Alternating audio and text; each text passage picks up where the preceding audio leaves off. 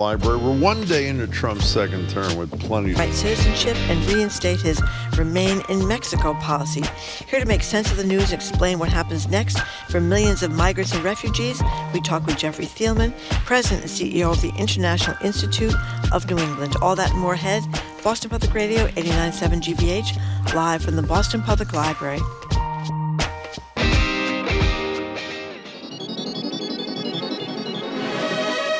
Our news in Washington, I'm Corva Coleman. President Trump has signed scores of executive orders and actions in his first day in office. He's pardoned more than 1,500 people charged and convicted in the January 6th attack on the U.S. Capitol 4 years ago. NPR's Tom Dreisbach reports Trump's action overturns the prison sentence for every defendant who attacked police on that day. On January 6, 2021, a mob of Trump supporters violently stormed the Capitol, some using weapons like pepper spray, a stun gun, a hockey stick, and stolen riot batons that they used to attack and beat police officers. More than 100 officers were injured. Following the insurrection, the Justice Department brought charges against more than 1,500 people. Now, Trump has given nearly all of those defendants an unconditional pardon, except for just 14 who are getting commutations. That smaller group will be released from prison, but still have a felony on their records. Trump said the January 6 defendants had been treated horribly, though most of them pleaded guilty. Tom Dreisbach, NPR News. Trump has also declared a national emergency at the southern U.S. border. NPR's Windsor Johnston reports many of his moves are in line with campaign promises. Trump wasted no time implementing the conservative agenda that he's repeatedly promised. Tim Naftali is a senior research scholar at Columbia University. He says the executive actions are meant to be seen as a major flex of presidential power. It's a very dramatic way of achieving the goal. The first day in power, he would demonstrate his control of the government and be the public's dictator, if you will. That, I think, is the theater that he's seeking. Naftali says how the executive actions will take shape will depend on the nature of the orders. He says many of them will be met with legal challenges, including the ones that relate to border security and immigration. Windsor Johnston, NPR News, Washington. One Trump action seeks to cancel birthright citizenship, but that is protected by the U.S. Constitution. The ACLU is suing over the issue. Former Florida Senator Marco Rubio is now the U.S. Secretary of State. He was sworn into office this morning by Vice President Vance. Rubio says his work as the nation's top diplomat is clear. President Trump's made it very clear everything we do, and this is true in government, but especially at the Department of State, everything we do must be justified by the answer to one of three questions. Does it make us stronger? Does it make us safer? And does it make us more prosperous? If it doesn't do one of those three things, we will not do it. Meanwhile, Trump's nominee to become U.S. Ambassador to the United Nations, New York Congresswoman Elise Stefanik, is appearing for her Senate confirmation hearing this morning. Separately, Trump's nominee to be Defense Secretary has won a Senate committee's approval. Pete Hegseth's nomination has been advanced on a party line vote to the full Senate. You're listening to NPR News from Washington. Good morning. With the latest from the GBH Newsroom, I'm Henry Santoro.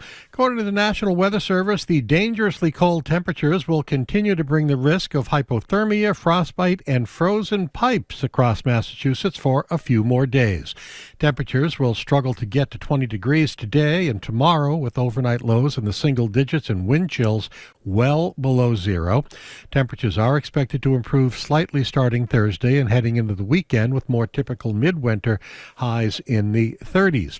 Even Massachusetts Lieutenant Governor Kim Driscoll chiming in, saying to bundle up in layers of clothing and limit your time outdoors and try to stay active while you're indoors. Massachusetts Congressman Seth Moulton says he was not a fan of President Trump's inaugural address yesterday. I think it will go down in history as the darkest inaugural address ever. It was more of a rant than a speech. Moulton also says that while he's heard some fellow Democrats suggest the second Trump administration may not be all that bad, he thinks that stance is a bit naive. Now, with this dark extremist inaugural address, it's very clear that when Donald Trump plans to do something bad, he usually does something worse, and we should expect the worst. Seth Moulton says he's particularly worried about Trump's promise to carry out mass deportations. In sports, the Celtics and Bruins are off until tomorrow. The Major League Baseball Hall of Fame announcements will be made tonight at 6. As Kim Driscoll said, bundle up, Bunky. It's 16 degrees in Boston. This is GBH News. Support for NPR comes from NPR stations. Other contributors include Corporation for Public Broadcasting, a private corporation funded by the American people, and the John S. and James L. Knight Foundation, helping NPR advance journalistic excellence in the digital age.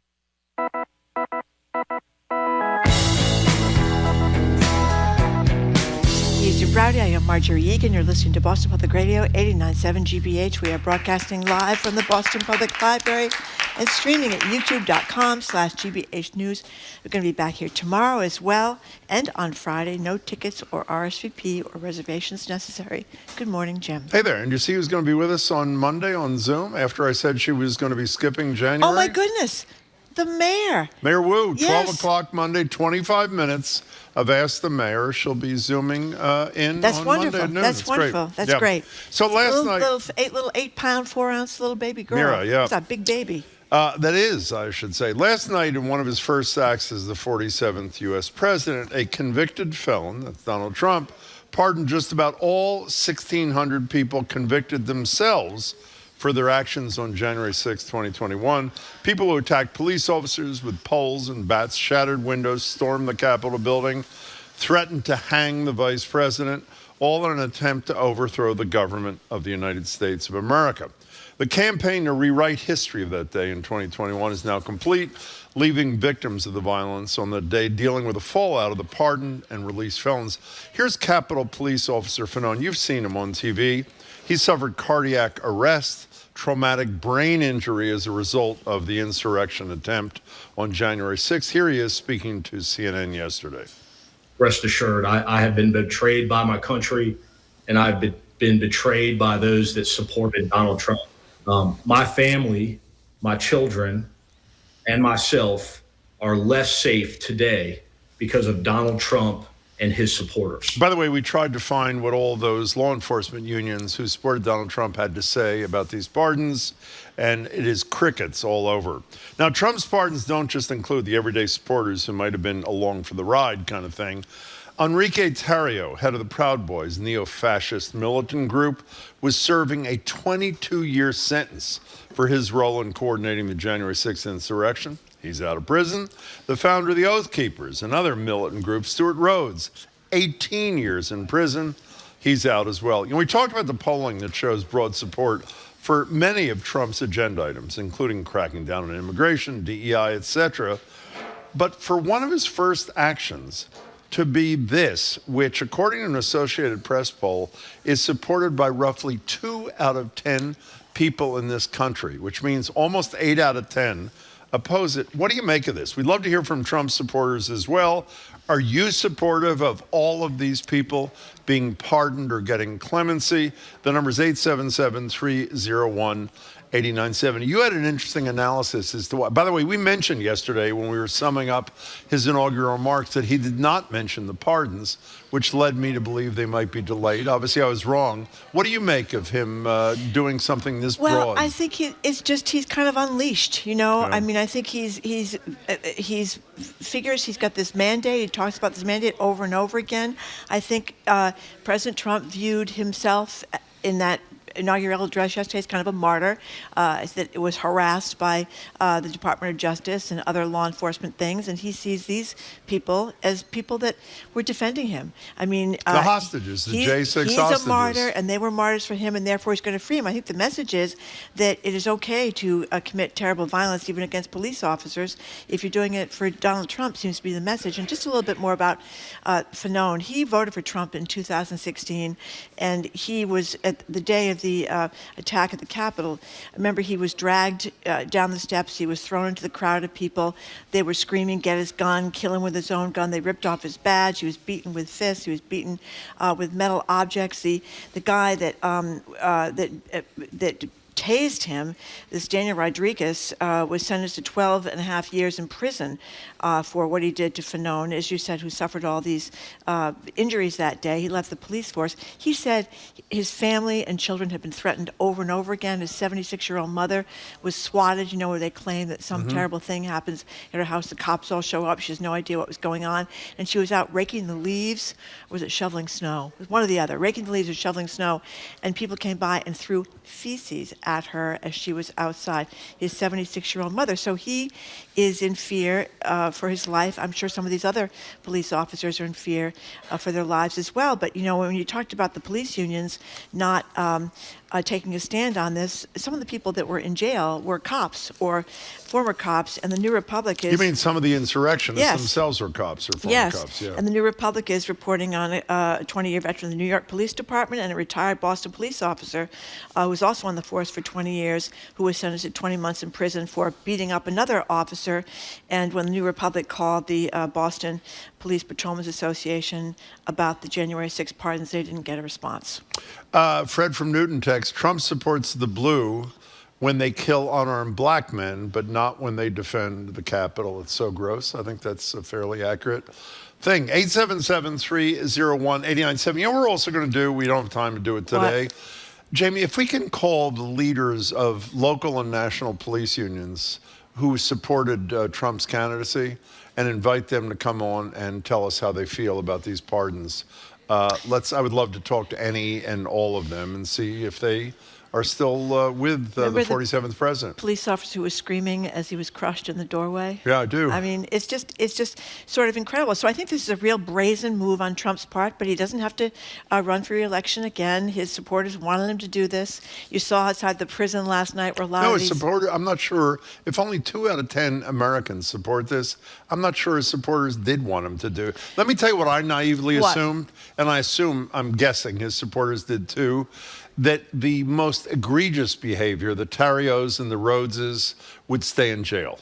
And what he would do is pardon at minimum those people who never physically entered the Capitol, arguing that, it was a misguided move on their part. They've atoned for their sins. By the way, even Tarrio said in a sentencing hearing, I can't believe I did this thing. Yeah, he was ashamed of what he did. He said, I'm ashamed. That's what he said. But obviously, doesn't matter. He was out. There was a celebration, sort of a party or some sort of thing, I think, by his mother last night. I naively assumed that the worst of these people would stay in jail. And by the way, for whatever it's worth, this is a part of his attack on the Justice Department. This is, I believe, the largest prosecution, I think, ever in the history of the Justice Department. There's still a couple hundred people who are awaiting trial. Obviously, that's not going to happen too. But I am really, maybe I'm naive. I knew all the rest of this executive order stuff was coming. TikTok, immigration, get out of the Paris Climate Accord. There are only 2 sexes, DEI. I knew all of that was coming. I am just really surprised at the breadth of these pardons. Well, remember J.D. Vance was on Fox News, and he said that the people that would be pardoned would not be the people who violently attacked the cops. And then there was huge blowback against J.D. Vance, and then J.D. Vance began to walk back his statement. So I guess, like I said, what this says is that in this presidency of Donald Trump, it is okay to commit violent acts if those violent acts are out of loyalty to President Trump. I mean, that's basically what this says. I mean, there were 600 and some people charged with assaulting cops. 140 cops were assaulted that day. And it is kind of surprising that police aren't more... unions aren't more outspoken about this. Before we get to the calls, I promise we'll get to you in a couple of seconds here. Let's assume one of these presidents of a cop union had the courage to come on the show, which I'm guessing they will not. What would their response? What do they possibly? They would not say it didn't happen, I assume. You're always telling me one of the reasons that MAGA people who support the most extreme ends of Trump's policies is they say, well, that didn't happen, or that's not true. They're not going to deny. What are they going to still say? Antifa is who beat up the cops and caused traumatic brain injury here? But you know what? When I heard this last night, whenever it happened, like 8 o'clock, or I got the alert on my phone, I thought, I was stunned. I felt the same way. I was stunned. I thought, this is really crazy, but I don't know. I just don't know. Let's take some calls. Alana in Charlestown, thank you for calling. Hello, Alana. Hi. Hi. You guys were asking about people stopped in the pardons, and I think the reason we're going to hear no police chiefs talking about it is that the whole thing is a fear tactic. It's straight out of 1930s Germany, straight out of the playbook from the Nazi Party in the Third Reich, to say that it's okay to be violent for Trump against people who oppose him. And so it will make people stop and think before they want to say anything critical, before they want to say what they're upset about. They'll worry about their families, their mothers having feces thrown at them, their children. And even if they disagree with his actions, it's a method to keep us quiet. I think that's you a nailed great it, point. Alana. Thank you. Yeah, somebody texted about Thank you that. very Hitler's much. brown shirts, Mussolini's black shirts. And By the way, let me just correct, not correct, but say one place I don't agree with Alana. I'm not talking about police chiefs. I think most police chiefs, I would guess, would say and believe the right thing. It's the unions that overwhelmingly, law enforcement unions overwhelmingly supported Donald Trump. And according to every press report we could find this morning, they have been noticeably and uniformly silent when asked about pardoning, particularly those people who attacked their brothers and sisters on January 6th. 877-301-8970 is the number. Parker in Boston, thank you for calling. Hey, Parker.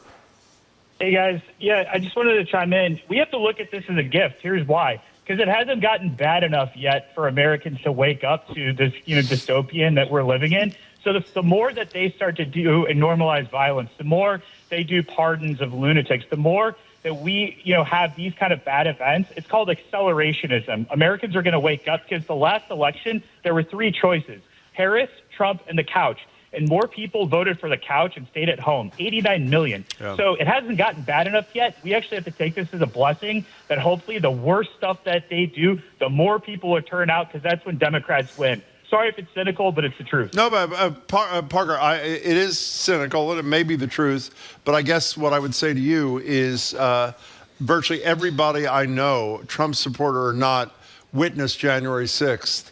Virtually everybody I know saw the testimony of law enforcement people before the January 6th committee and talk about the terror. And admittedly, I know it was 4 years ago, and we have the memories of Nats in this country, but that was pretty horrible. And not only in terms of individual consequences, but also an attempted overthrow. And we obviously got over that as a people, didn't we?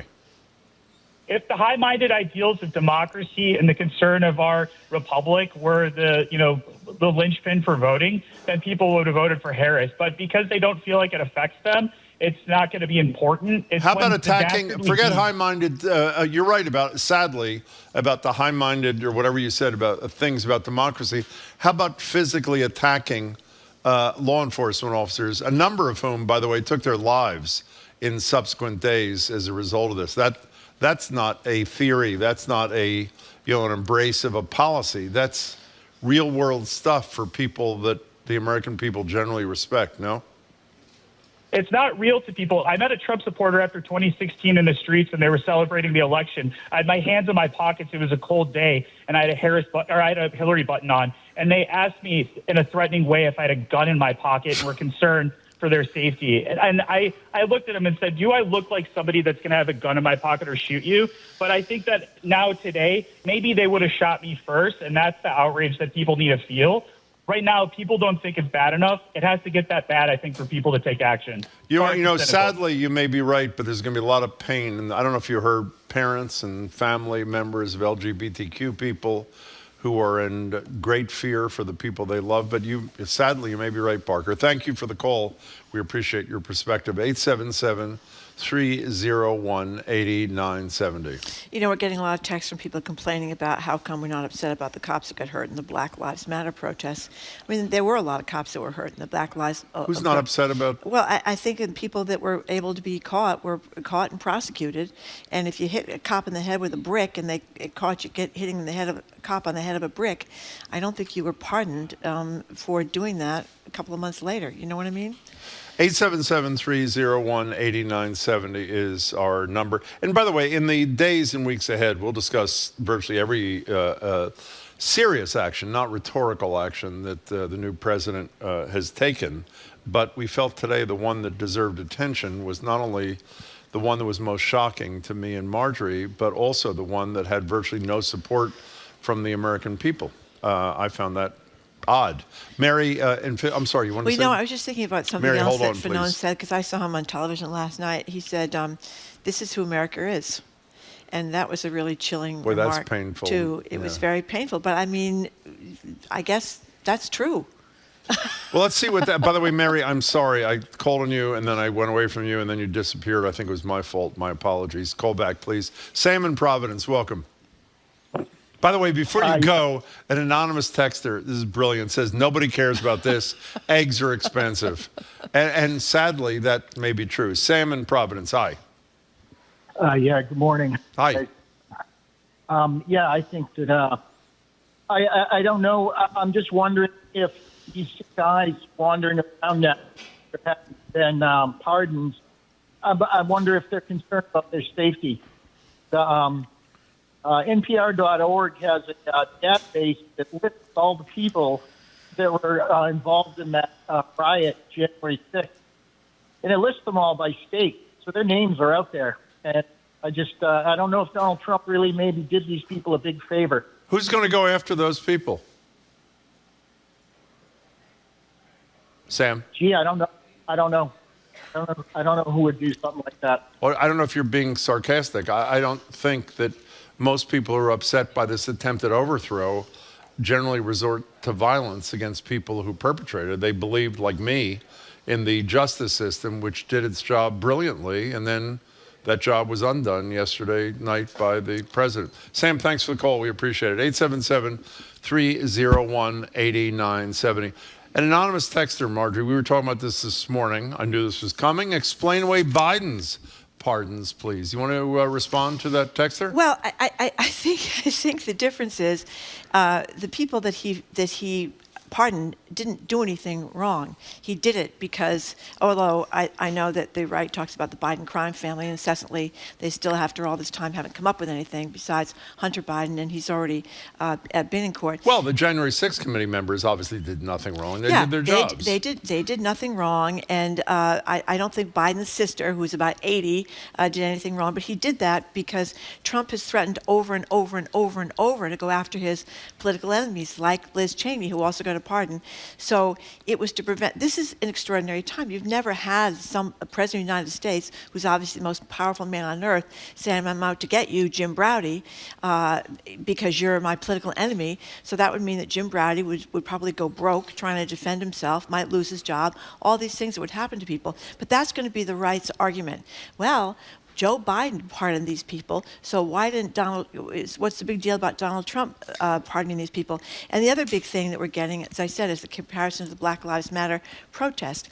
I don't think anybody saying, certainly not me, and certainly not you, and certainly not anybody I know, would say that if you beat up a cop and attacked a cop in a Black Lives Matter protest, that you shouldn't pay the price. Of course you should. I want to just underline something Marjorie said. The difference about is the most important one you mentioned at the beginning. These 1,600 people, most have been convicted of something, including or horrible pled guilty. Offenses. Well, yeah, or pled guilty. The pardoned people by Biden were doing their jobs. I'm not talking about that. By the way, I don't like any of it. I should say this.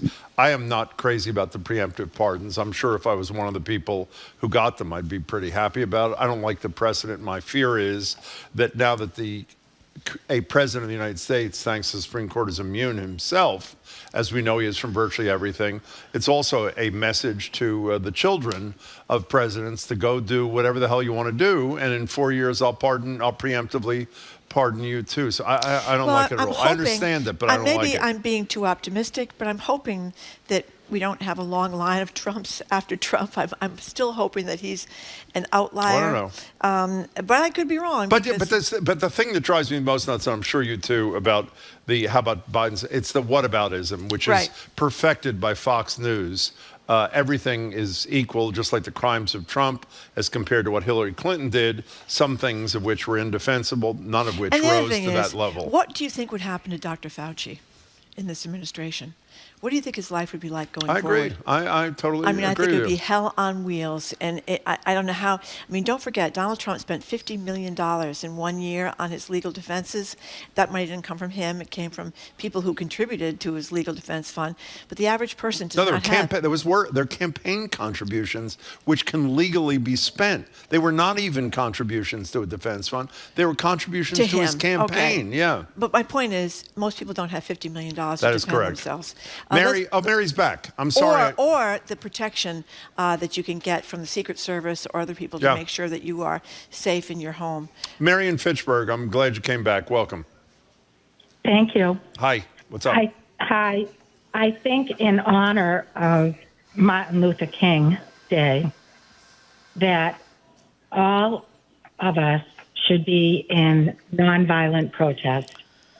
And I'd like to start it right here and say all the jurors should boycott jury duty across the nation. Just boycott it. Why bother going to jury and showing up to court to do your job? Mary, can I tell you? That's you're a great genius. idea.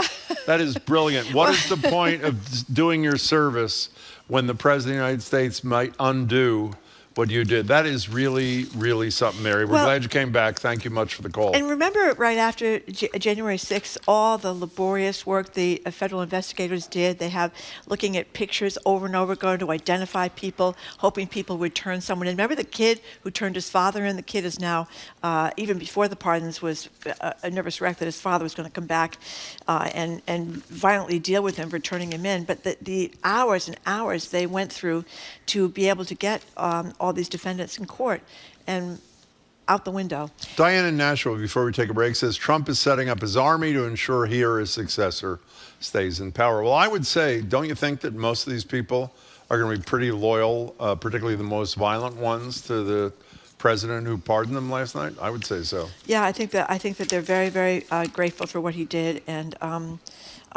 who knows what they're going to do when they get out of prison. Hopefully behave themselves. Anyway, 877-301-8970. Behave themselves. Well, I don't know. Enrico Tarrio, Stuart Rhodes.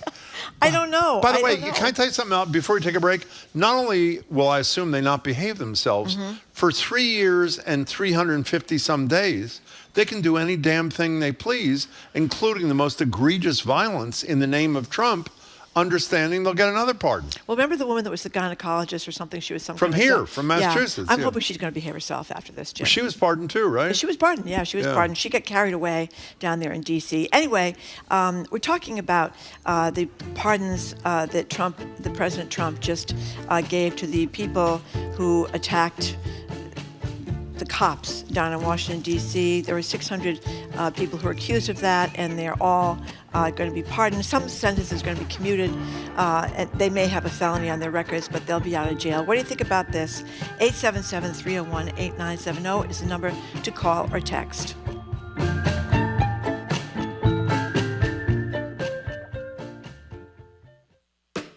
I'm Jared Bowen. Coming up on The Culture Show, Payal Kapadia, the groundbreaking filmmaker behind the critically acclaimed and award-winning film All We Imagine as Light, joins us to talk about her lyrical portrait of the lives of 3 women in contemporary Mumbai. Plus, Forbidden Broadway, the satirical review returns to Boston. Playwright, parodist, and Needham native Gerard Alessandrini joins us for a preview. That and more on The Culture Show today at 2 on 89.7 GBH. Our programs are made possible thanks to you. And Boston Youth Symphony Orchestras with music director Federico Cortese, presenting Verdi's Don Carlo Sunday, January 26th at Sanders Theater at Harvard University. Tickets at bysoweb.org. And MIT Sloan Executive Education. You can equip yourself with the skills to lead in a rapidly changing world. Courses cover AI, leadership, and data-driven strategy. More at executive.mit.edu.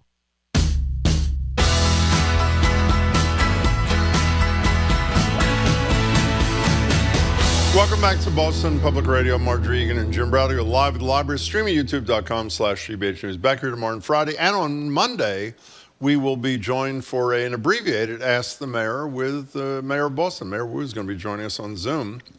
for the first half of the 12 o'clock hour. If you're just tuning in, obviously a lot of executive orders yesterday. The one we chose to focus on is the one that, at least based on polling, was least popular with the American people, the broad pardoning of even the most violent insurrectionists from January 6th. And we're asking you what your takeaway is from this at 877-301-8970.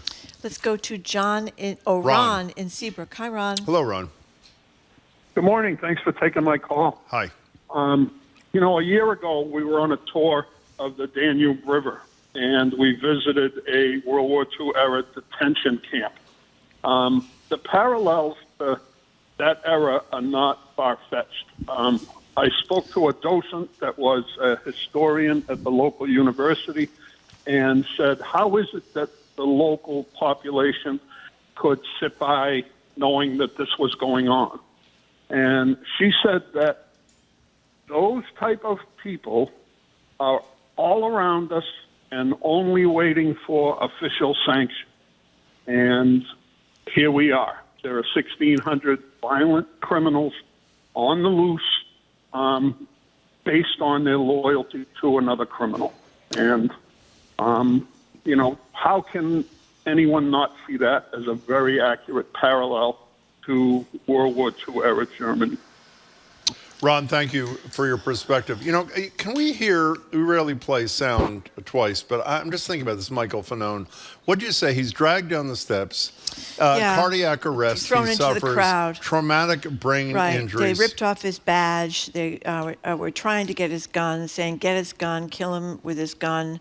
He was beaten with fists. He was beaten with metal objects. He had suffered from cardiac arrest. Obviously, he survived that. And he voted for Trump, you said, in 2016. He voted for Trump in 2016, and he said his family has lived, I think he has 4 children, has lived with constant threats. Well, let's hear it. Ever since they saw him speaking out.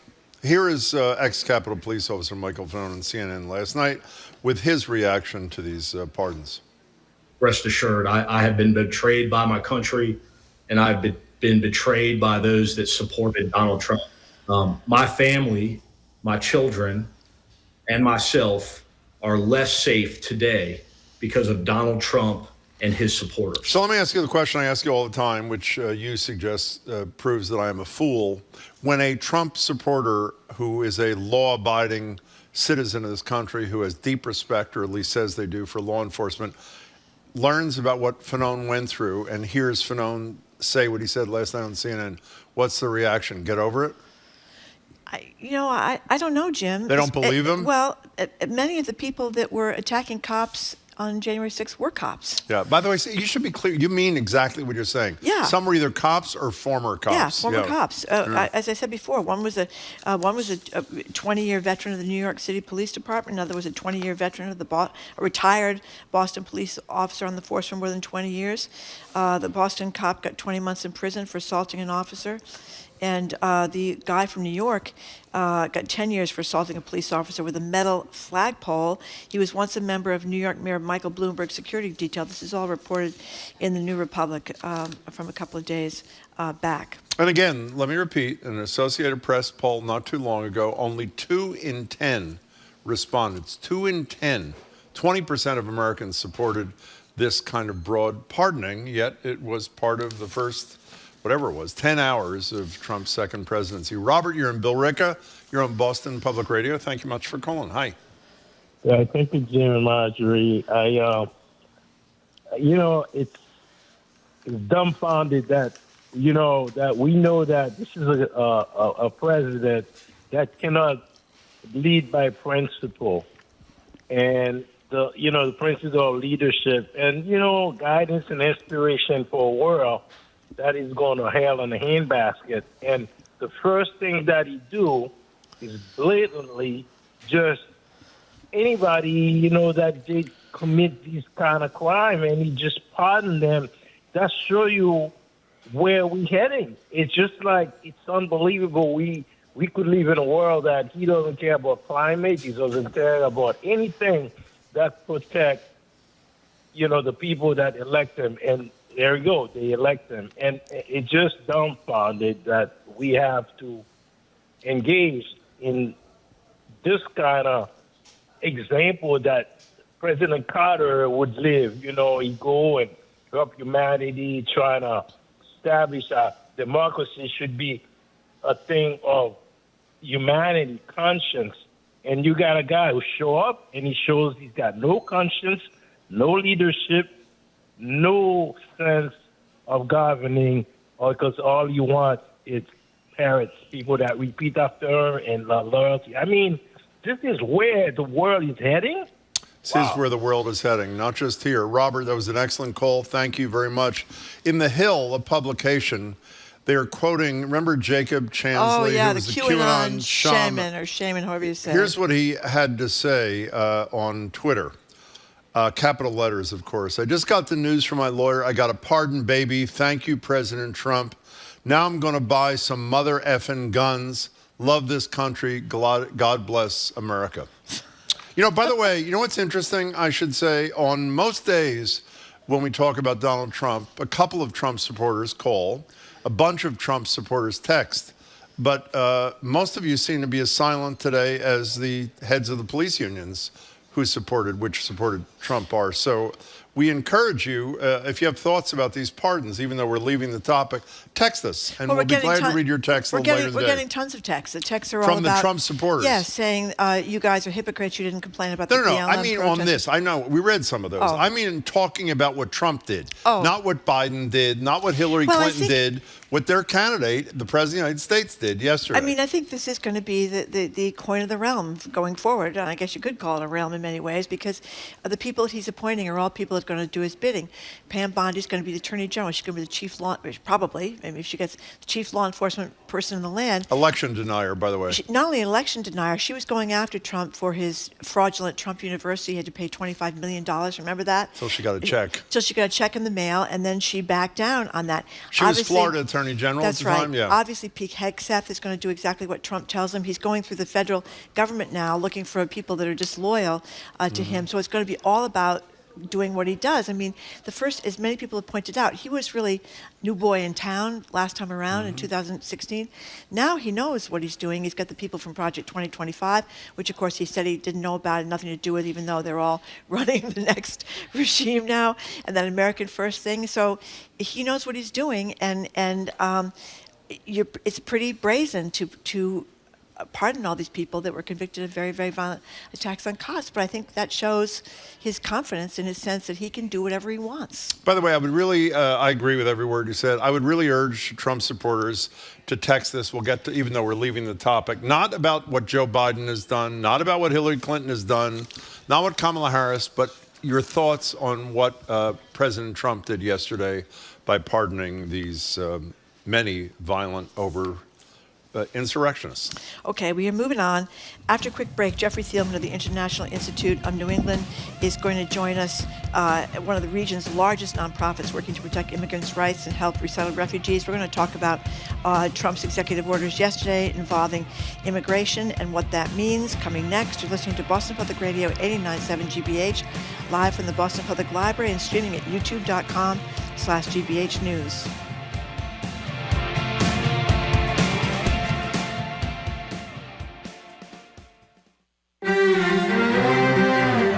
From a fragile ceasefire in Gaza to migration in Africa to a new president in the U.S., the world never stops spinning. I'm Marco Werman. And I'm Carolyn Beeler. The world takes you beyond our borders each weekday for global perspectives on all the day's top news. Join us on The World. This afternoon at 3, here on GBH News 89.7. Support for GBH comes from you.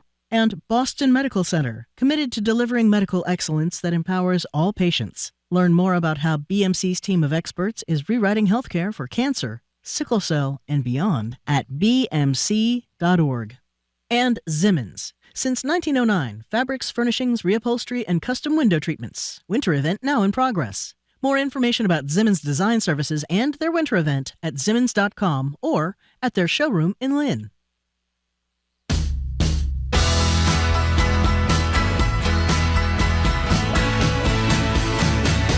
Welcome back to Boston Public Radio. Marjorie Egan, Jim Browdy. We're live at the library, streaming at youtube.com/GBH News. Back here tomorrow and Friday. And as I said, on Monday at noon, we'll be joined on Zoom by Mayor Wu for Ask the Mayor, an abbreviated version for fairly obvious reasons, starting at 12 o'clock. We're joined now at the library desk by Jeffrey Thielman. He's CEO and president of the International Institute of New England, one of the largest regional nonprofits working to protect immigrant rights and resettle refugees. Jeff, it's good to see you again. Good to see you again, too. Thank you.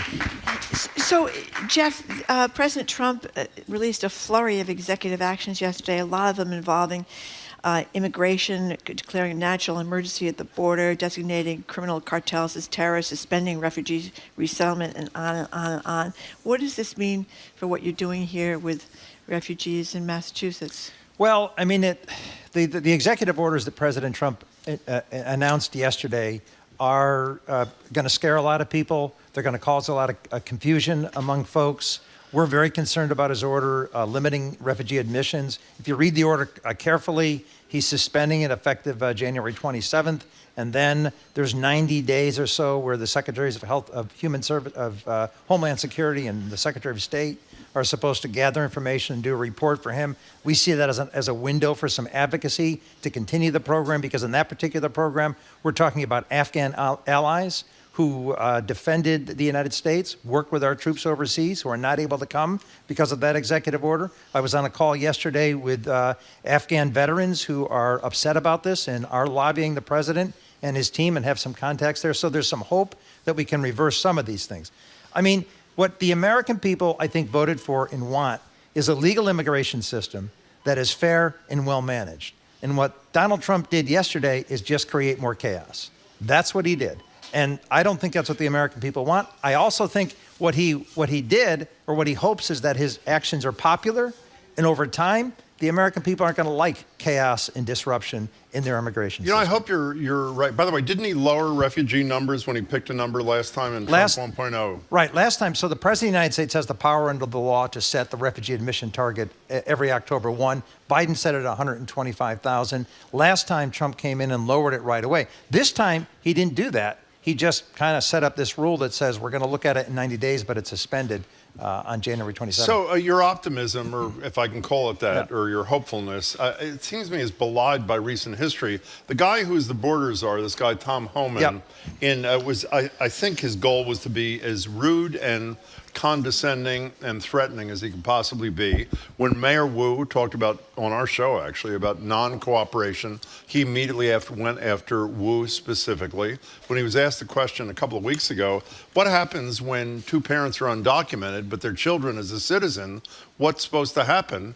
And his response was, take the kid with you when you're deported. I mean, this is not exactly an administration that is solely worried about undocumented people who've committed horrible crimes. Right. Being undocumented in and of itself, no matter what your status within that, you're the enemy of the United States. That's people. Right. That is clearly the policy of the new administration.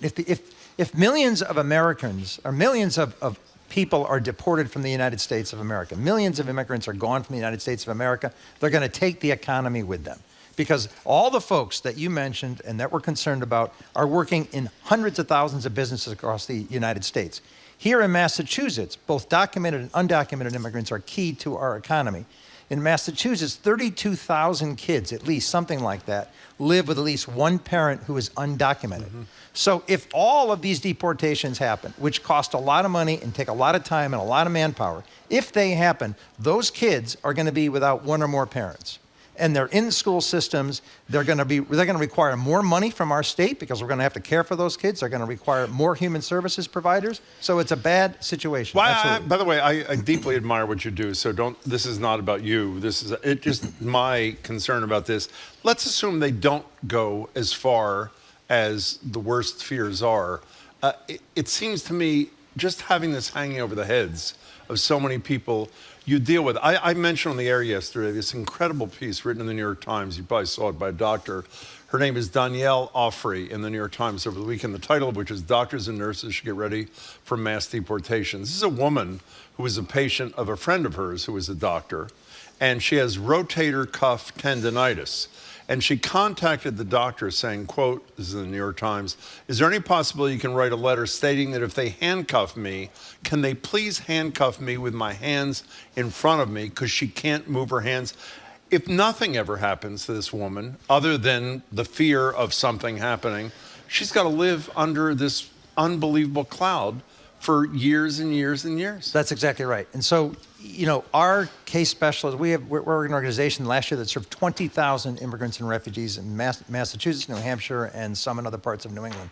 And our case managers are getting calls every day from people worried about that. We've done some Know Your Rights training so people are aware of what their rights are under our laws in the United States, but that doesn't matter. They're fearful. And the fear has a lot of ramifications for our communities, because if they're fearful, they're not going to be cooperating with police. They're not going to the doctor. They're not going to the doctor. They're not going to the dentist. They're not getting the care they need. So it is not a good situation. And really what's going to happen may not be success in deporting people, but there will be success in creating fear among communities. You're right, Jim.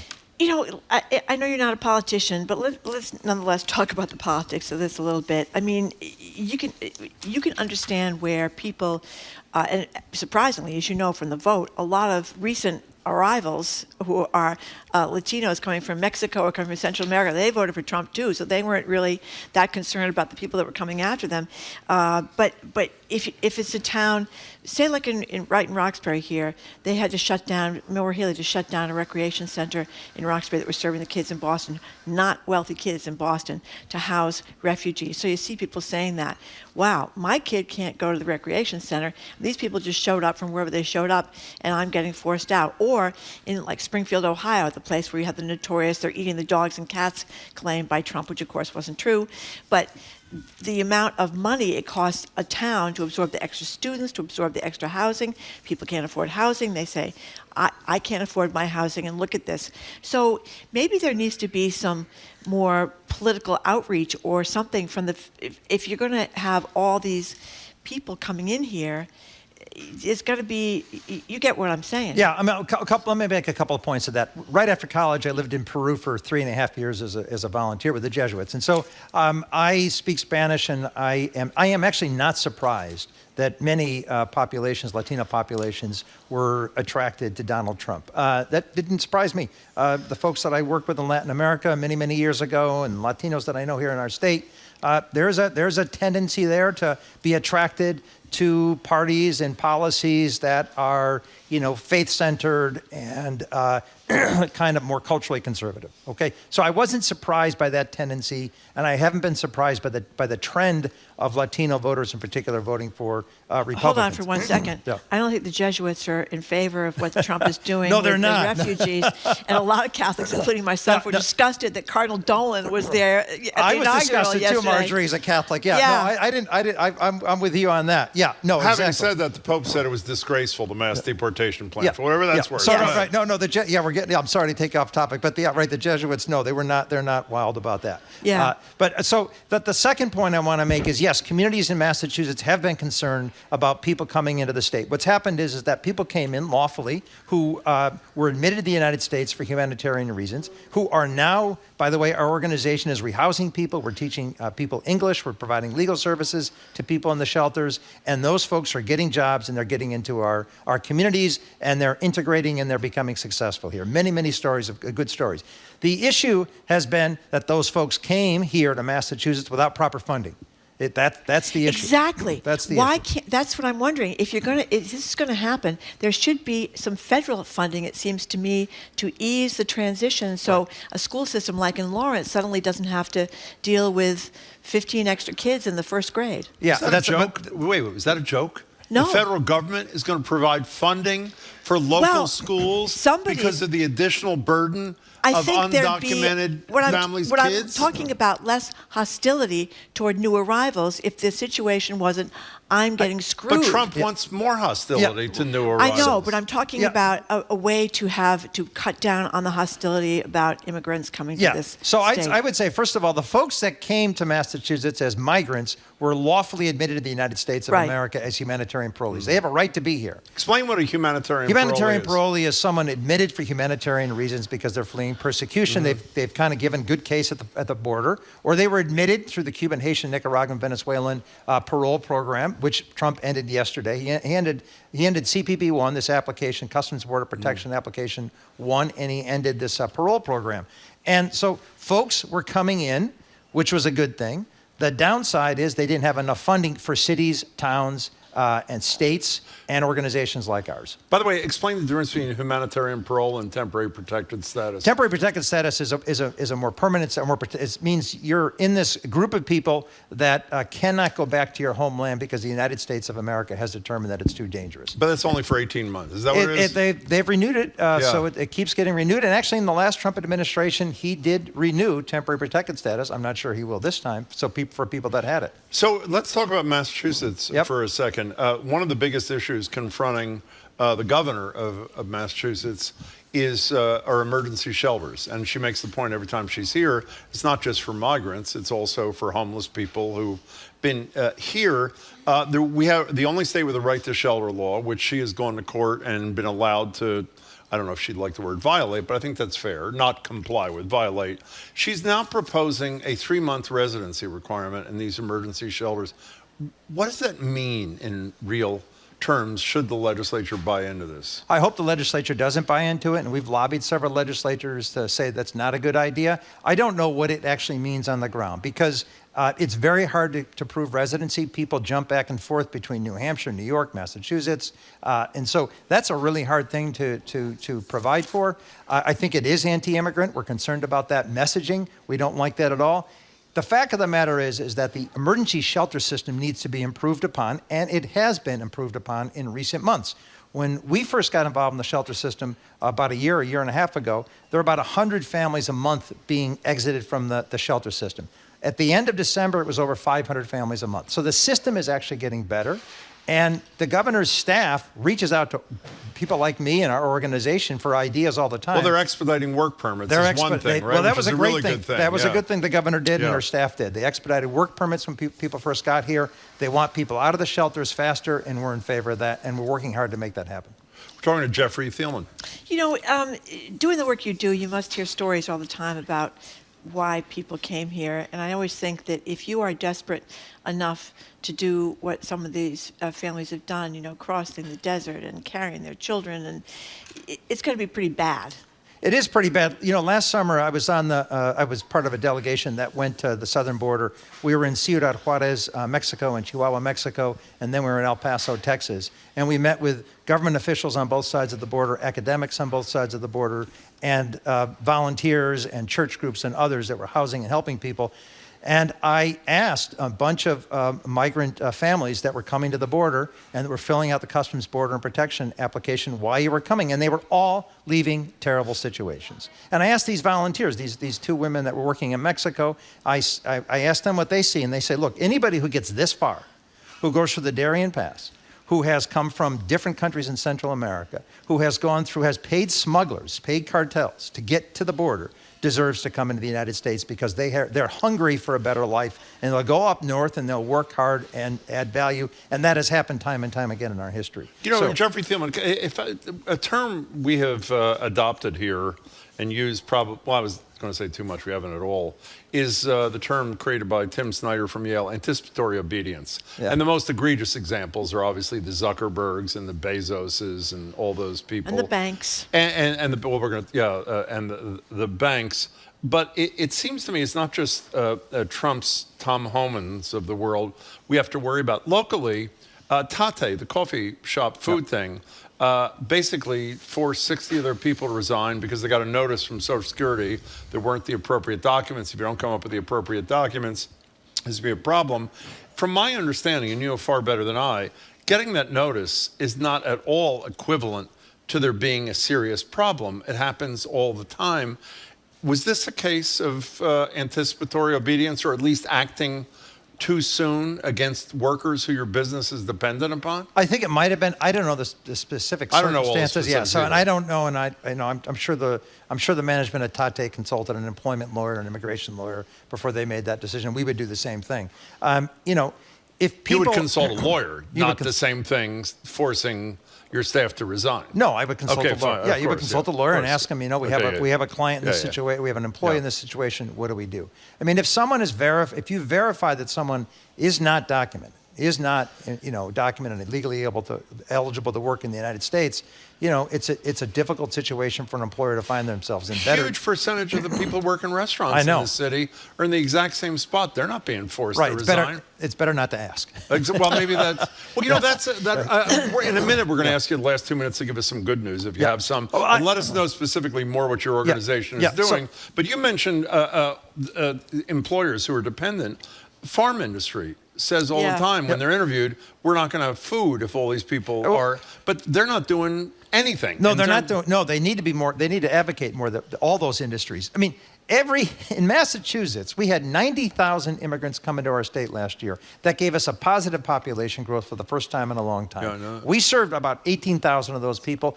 Most of those people are not in the shelter system. They're working in our economy and they're adding value, and people need to remember that. Our entire growth in this region has depended on immigration. The biotech industry is all headed by people from outside of the United States. Our high-tech industry, the people working in hospitals, taking care of us at the end of our lives are all foreign-born, and many are foreign-born. Our organization has been around for 100 years. We have been here before. We were founded in 1924 when a terrible immigration act was passed that limited immigration to 2% of all nationalities in this country.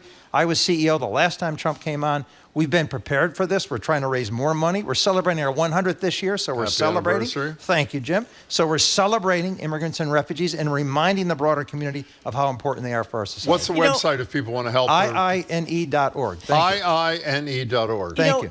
You mentioned at the beginning about Afghan refugees, and I remember we talked about this a lot, where interpreters, people who had risked their lives for the American troops, were Seth Moulton's interpreter. Yes. Yeah. And veterans were very upset that they might get sent back.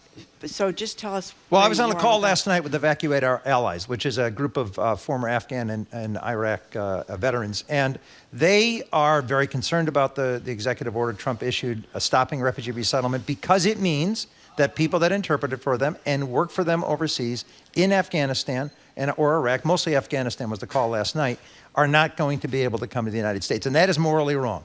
And I think the majority of the American people would want people who work with our troops to be able to come here and live in safety. Also, why are they going to work with our troops next time if a commitment that's made to them is dishonored by our government? Right, they're not going to trust us. They would probably be killed if they are found out. Or their out. families, or whatever. Right, exactly. And I mean, and this stopping resettlement sends a bad message to the world that we're no longer a humanitarian nation. And I actually believe we are. And not only are we a humanitarian nation, we're a nation that depends on immigrants and refugees to grow and prosper. You only have a minute. How do you deal with it? You were through first round of Trump. You're about to go, I assume, through the second round of Trump. How do you deal with this as a person? I mean, as a person, I was.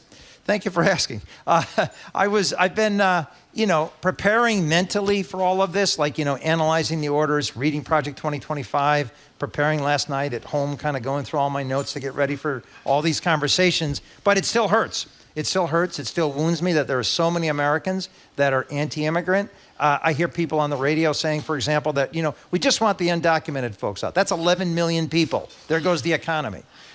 We just want the people out who don't look like us. That's what they're saying. Also, those people who are saying that, if their families were at risk or they had no ability to get work, would they not do the exact same thing to protect their partner, their kids? To Boston Public Radio with Jim Browdy and Marjorie Egan. Just ahead, more smart conversation about what's going on in our community. That's right after an NPR news break, here on GBH News 89.7. Funding for our programs comes from you and the Office of the Massachusetts State Treasurer. The Unclaimed Property Division is holding unclaimed funds from medical bills, uncashed paychecks, savings accounts, and more. To see if you have any unclaimed money, you can visit findmassmoney.gov. Frontline examines Donald Trump's historic return to the presidency, as well as his unprecedented obstacles, including his election loss and felony convictions. Watch Trump's comeback tonight at 10 on GBH2. You're listening to 89.7 WGBH, HD1 Boston, online at gbhnews.org. GBH News, what matters to you.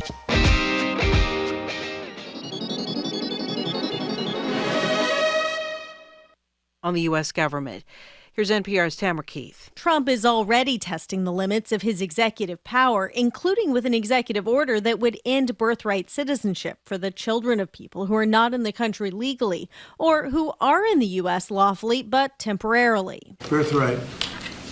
That's a big one. Birthright citizenship is written into the Constitution, and Trump admitted he doesn't know whether his order will hold up to legal challenge. It's just absolutely ridiculous, but we'll see. We have very good grounds. The order was part of a stack of executive actions signed by Trump in the Oval Office just hours after being sworn in.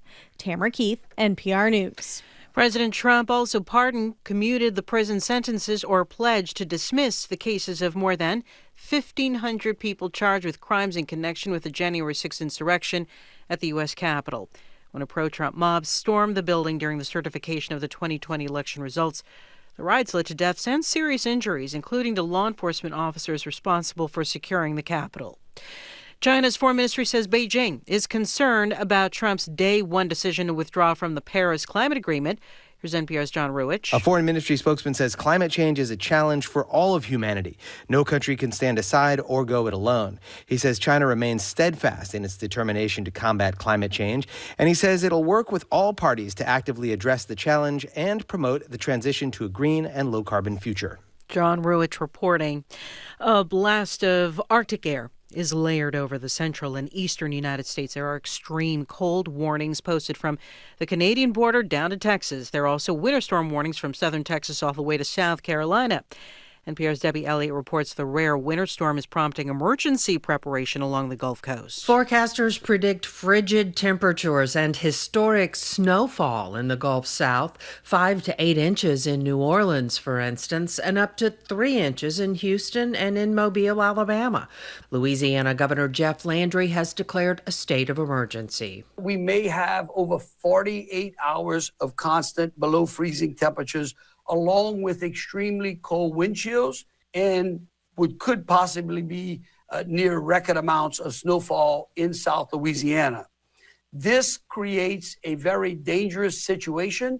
He's urging people to avoid travel and prepare for possible water and power outages. Debbie Elliott, NPR News. The Dow is up 417 points at last check. This is NPR News. Good afternoon. With the latest from the GBH Newsroom, I'm Henry Santoro. Massachusetts Governor Maura Healey makes a major higher education funding announcement today from Bridgewater State University. The announcement follows an executive order signed by Healey last week that establishes a K-12 statewide graduation council, something that she mentioned in her State of the Commonwealth address and says is a top priority. The council will have until December 1st, 2025 to recommend a new statewide graduation standard now that the MCAS is no more. Healey says she can commit $2.5 billion to this program. Senator Elizabeth Warren is weighing in on President Trump's second inaugural address. Warren says she was struck by Trump's decision not to mention certain problems facing the country, like access to housing. And she tells GBH News that the president's aggressive stance on issues like Greenland and Panama Canal are, in her opinion, a distraction. I am worried that his idea of an expansionist America is a way to distract from problems we need to deal with right here. Warren says she does have hope that Democrats and Republicans in Congress can find common ground on things like housing. In sports, the Celtics and Bruins are off until tomorrow at the Australian Open. 37-year-old Novak Djokovic beat 21-year-old Carlos Alcaraz in a 3.5-hour four-setter that ended after 1 a.m. Australia time this morning. We're at 17 degrees in Boston right now. It's 88 in Australia. This is GBH News. Support for NPR comes from NPR stations. Other contributors include BetterHelp, committed to supporting mental health through therapy. Clients are matched with one of 35,000 therapists and can communicate via video, chat, or phone at betterhelp.com/public.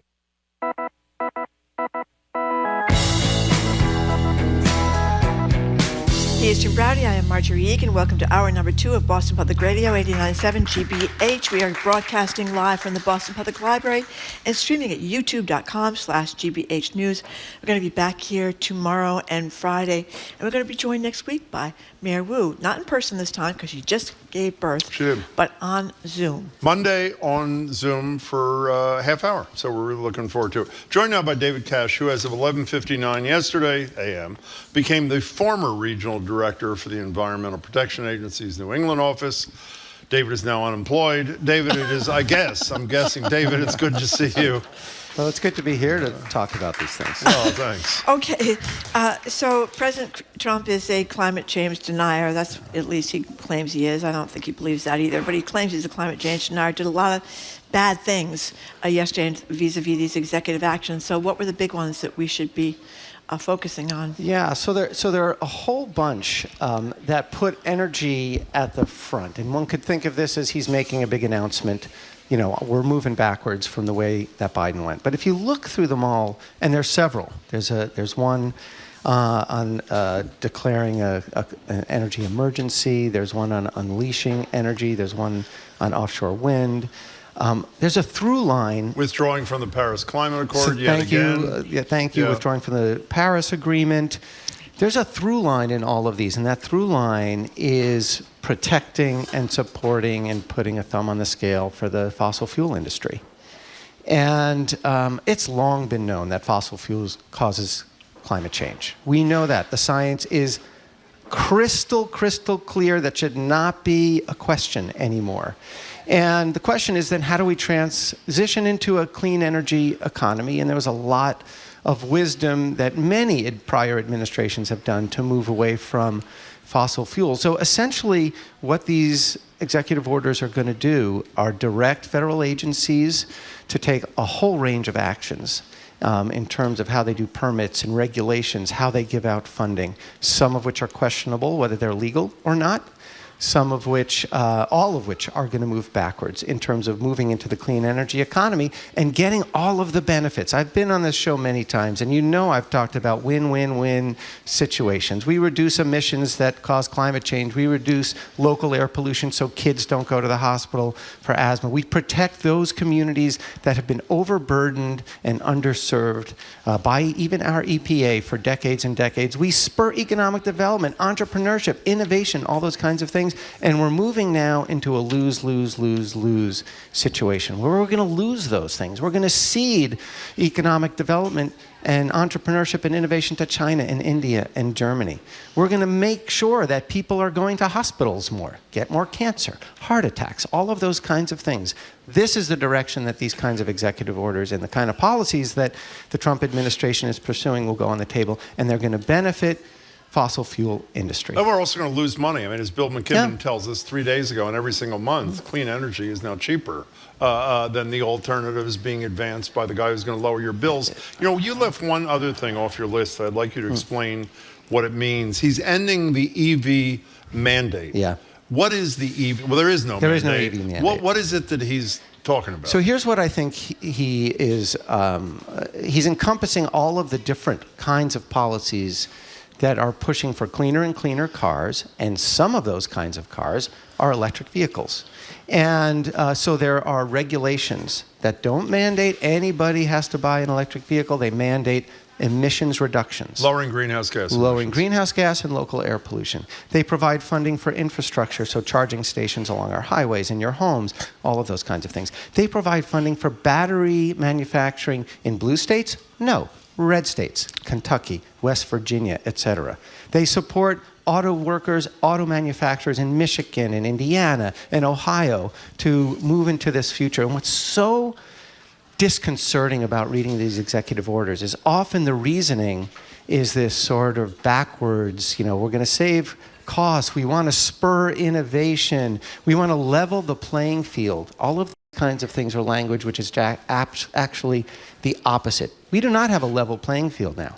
We do not. We have a fossil fuel industry that's been, for 100 years, driven our economy. And by the way, we have done great things with fossil fuels. No question about it, but it's time to say goodbye to them. There is no level playing field. It's a fossil-dominated playing field. And that's what these regulations, Clean Air Act, infrastructure investments are getting to do to level that so people have real choices. One more thing about EVs and one more thing about Trump, at least from me, is you were reluctant to answer outright political questions when you worked for the government. You don't anymore. Clearly, his Rasputin, or whatever you want to call it, Donald Trump's buddy, is Mr. EV. How do you explain him going at EVs at all? What is there, a wink maybe? Yeah, to Elon Musk? No, it's not. There isn't even a wink. It's a full handshake. And here's the thing. And here's again, if you want to talk ironies, you may recall that Tesla got, I forget, $100 to $200 million during the Obama administration so that Tesla could launch. Why? Because the role of government in these kind of situations is to spur investment where the private sector won't invest because it's high risk. And that's what they did with Tesla. Great bet. Tesla took off. Showed other companies what they can do. Tesla is dominant in that field right now. Tesla does not want competition. I'm not in Musk's mind, but certainly a revocation of any of the EV supports he doesn't need it as much as his competitors will mean that need it. GM and Ford, all of which are coming out with really great vehicles. I forget the number now. Dozens of vehicles are on the market for purchase, providing lots of choices, and that competition will be decreased if those kinds of rebates are revoked. Well, I also figure too, because Teslas cost so much more money, that the people that can afford to buy Teslas are not the ones that are going to need the rebates, like the person that's buying a little Chevy. I got my Chevy Bolt. Exactly. Yeah, Love it. exactly. Small car, great, affordable, but that's not going to, and by the way, there are SUVs that are EVs. There are SUVs almost for every kind of family and choice that you want. So one last thing about this. The efforts to build more charging stations, can states get around? I mean, what's going to happen with that? Yeah, so I've been optimistic on this show. Every time I come in here, I talk about all these great things. Well, there is some optimism, and that is through the... By the way, let me interrupt you. This guy was optimistic when he said, we read in the Washington Post that I think the IRA was supposed to provide funding for 500,000 chargers, and as of the date we asked you, 5 had been constructed. Well, first of all, that wasn't true. There's like 100,000 now, or more than that. We're on the path. We're definitely on the path. I'm sorry. That's okay. So the Inflation Reduction Act funding, a huge proportion of that is out the door already. So it's in the accounts of cities and states, et cetera, that are building this kind of infrastructure. There are still available tax credits. The Department of Energy has gotten much of this funding out the door. So much of the funding is out the door already. So things are going to be moving forward in that direction. Okay, so this must be something that people can copy, because I get the same text constantly. But since you're here, David, I'll read it while you're here. Everyone agrees, get rid of fossil fuels, but not until you have something to replace it. I still got to keep my kids warm and feed them dinner every night. I've gotten that text about 10 times. Maybe it's the same person over and over again. But what's your answer to that person? Anytime that we're doing a major technological change, and in this case doing it because there are major public health benefits, then wise government policy should allow for families to keep food on the table, their house warm, until such time that they can transition into clean sources of energy. This has happened all the time, and it's happening right now.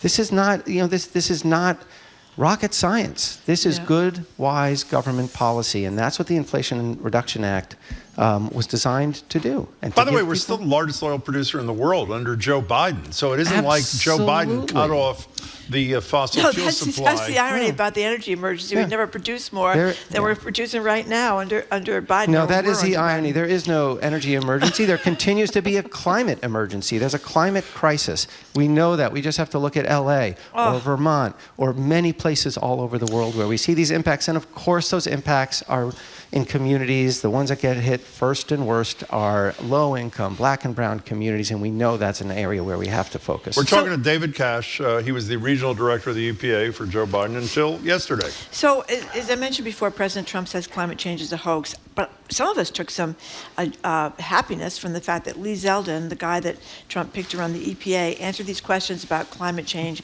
during his confirmation hearing and surprised us. Here's Senator Sheldon Whitehouse asking a first question. What effect are carbon dioxide emissions from fossil fuel combustion having in the atmosphere? Senator, while I am someone who believes strongly that we should work with the scientists, leaving the science to the scientists, the policy to the policymakers, and that we all work together. I believe that climate change is real, as I told you. As far as President Trump goes, the context that I've heard him speak about it was with a criticism of policies. You should tell what happened to Zeldin after the hearing. He was deported, actually. Well, he did. Yeah. He was one of the few that dared disagree with Trump. So what should we make of that? You know, I watched the whole hearing, and I was heartened by that answer. You know, he's not a climate denier. He'd have a hard time saying he was. There's a lot on record when he was a congressman in Long Island, Yeah. on Long Island, which shares Long Island with Rhode Island and Connecticut, et cetera. He worked with Senator Whitehouse on some pretty good bills that helped protect that from sea level rise, that helped protect the sound from sea level rise. But, you know, it's one thing to say I believe in climate change, and it's another thing to take the kind of action that we needed.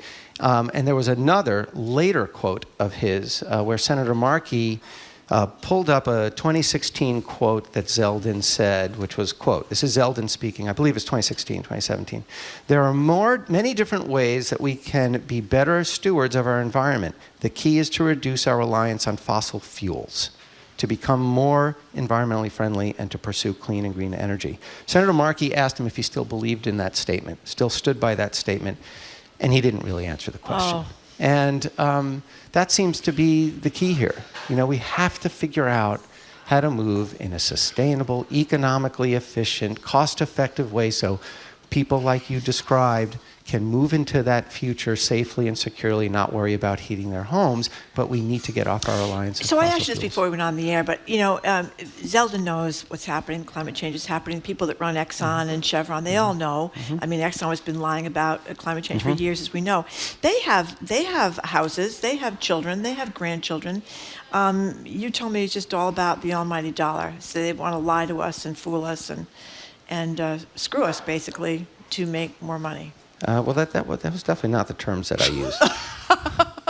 So don't put words in my mouth. Okay, so what'd you say? I said I actually don't know how they view that. I think that, like many people who are well off, they're less concerned because, you know, they have a buffer. They have, you know, financial means, or they live in a place but that's look at safe. the people in California. They had a buffer. They were rich Hollywood stars. Some of them. So I don't know what to say, and I think there'll eventually be a reckoning, because we're going to see this kind of impacts all over, everywhere, no matter what income you are, et cetera. So you, David Cash, former regional director of the EPA till yesterday in New England, explain how money works from the federal government. So the infrastructure law, or the IRA, the Inflation Reduction Act, which obviously had the largest commitment to climate change of any legislation in American history.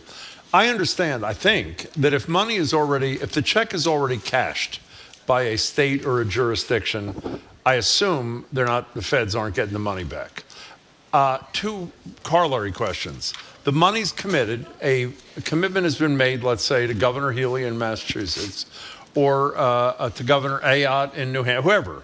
Yeah. And can the federal government renege? And how about the third situation where the commitment hasn't yet been made, something is pending? If I may use the word you didn't use, those people are screwed. Is that correct?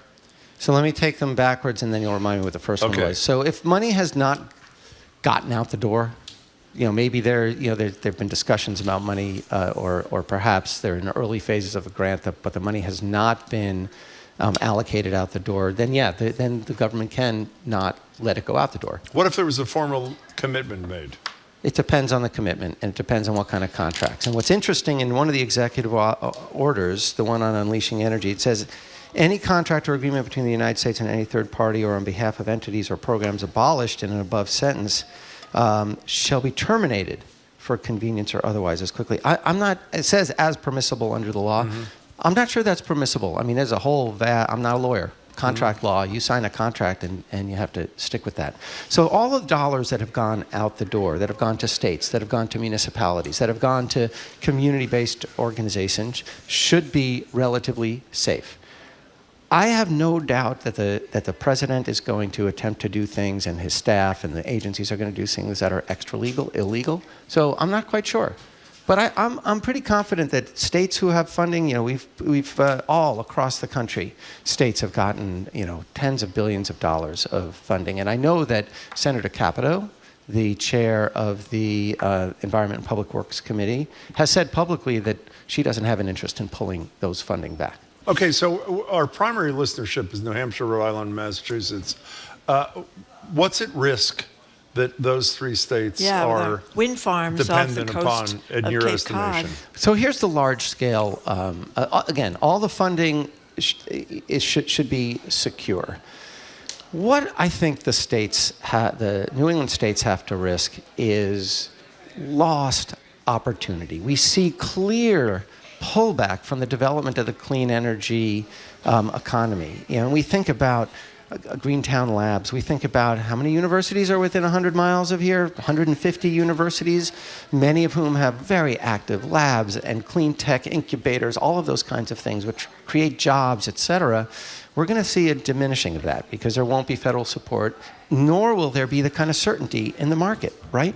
So we're going to see job losses that are relating to the clean tech industry all over New England. And ultimately, I think we're going to see, more cases of asthma and pulmonary disease and all of those kinds of things. I think of, as you know, I've told you the stories about these incredible events I go to, particularly where we've given funding for electric school buses, where which just happened in Boston, yes. right? It did. That was my last. That was my last event. Okay. But I'm particularly thinking of one up in New Hampshire where we, the school was very excited. It's a place where there's high rates of asthma, et cetera. And Senator Shaheen had come in late to the event, Senator Shaheen from New Hampshire, because she had been at a ribbon cutting for a chip manufacturing company down the road. Now think of the synergy there. If we want to talk about economic development, we've got like this chip manufacturer that's going to be developing the hardware and software so that school buses can operate safely, that school districts, one of the cool things in the Boston depot is that they now have a bi-directional charger, which means school buses that are just waiting overnight or waiting on a long weekend or school's not in session can put electrons back on the grid, and Boston Public Schools might get paid for that. How awesome is that? Why is that not the future that we want in this country? And it just seems like for many people on the ground, that is what they want. And perhaps they're not aware that all of these things are going to be happening. When Jimmy Carter died, everyone was reviewing the things he did, and people talked about the solar panels on the roof, and then Reagan came in and took the solar panels down and basically decimated the solar industry in the United States. And I guess it went to China, or I don't know where it went. Was it China? I don't know. Yeah. But we get a wind farm that's being built off Cape Cod. Is that going to keep going, or is that not going to keep going with Trump there? And there's jobs in New Bedford, Jobs. New Bedford, New London, Bridgeport. I mean, it's just incredible. And this is not just New England, obviously. There are jobs in Albany and Newark and Norfolk, Virginia, going all the way down the coast and now on the West Coast. So this is a part of the clean energy economy it's cutting edge. Offshore wind is cutting edge. And you talk about domestic and energy security. That's precisely where we should be going. And job growth, innovation, all of those kinds of things. But wait, how about her question? We had the head of Vineyard Wind in here. Yeah, it's going to keep going. Do they still need some federal permitting? So there's some that do, well, and some that don't. They're going to be denied it, aren't they? From the offshore wind executive order, that's what it looks like. But so what happens if that happens? I don't know. A lot depends on what the specifics are in here and how far that industry can push. Some of these things, and you know a lot more than I do, it says they can't happen, or the courts will challenge, or there'll be fights about this, and let's hope we can delay the fights until Trump is gone, or maybe we can't. But that's what I was hopeful for, that these things could be tied up in legal. Some will be, yeah. That's very hopeful, because the Supreme Court has deep concern for the environment in the last couple of years. Well, Amy Coney Barrett, she said she didn't know anything about climate change when she was chosen. Remember that? She said she really hadn't thought about it, didn't know about it. It's incredible that she said that. But maybe she's read up on it since With Coney Barrett on the court, they've cut back on two important clean air and clean water standards at the Supreme Court. Maybe she read more over Christmas vacation. Okay, so every time you're here, I don't know if this is always upbeat, but you always end with a poem. They're not all upbeat, are they? Mostly been. Is today upbeat? Can we ask your audience whether they've been inspiring? That's what I shoot for. Well, I think ask me whether they've been inspiring. That's really the issue. That's a different standard. That's a different. What do you have for us today there, David Cash? So this is actually not a poem, but how quickly we go on from event to event. But of course, yesterday was Martin Luther King Observance Day. Mm-hmm. And if there's anybody who was in the middle of a fight that preceded him by generations and followed him by generations, and there were loss and tragedy and picking it up, this was one of the things that he that he said. It's very short, but it's something that I hold on to because I'm kind of in this moment, and that is, we must accept finite disappointment, but we must never lose infinite hope. Only in this way shall we live without the fatigue of bitterness and the drain of resentment. So you noted that I don't have a job. Thank you for announcing that. We're fact-based here. My wife just texted me and was asking, what's happening with that, honey? Thanks, appreciate that. But I want to lean into working hard to turn that infinite hope into action that will continue the path that we're on, continue the path that we're on globally, domestically, work to protect the communities that have not been protected in the past, and that's what I'm leaning into.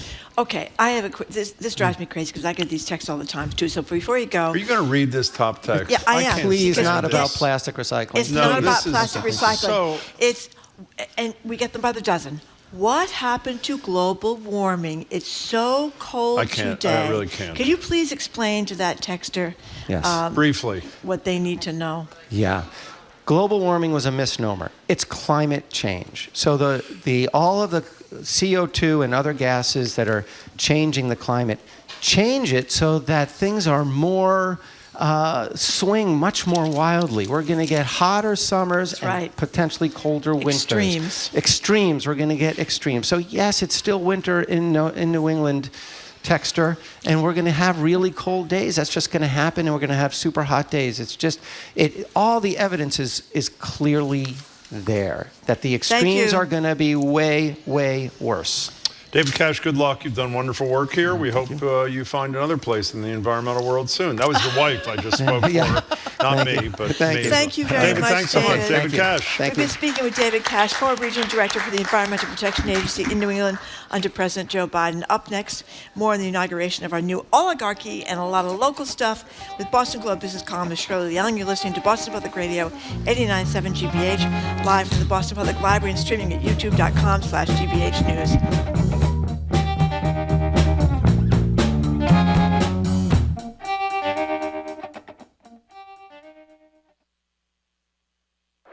Trusted local news. Governor Maura Healey is proposing major changes to the state's shelter network and the state's right to shelter law. Here for what matters to you. Healey is calling on legislators to add a new residency requirement. A, likely not constitutional, and B, how do you enforce this? What are the documents that prove why you may be here? GBH 89.7. Online at gbhnews.org.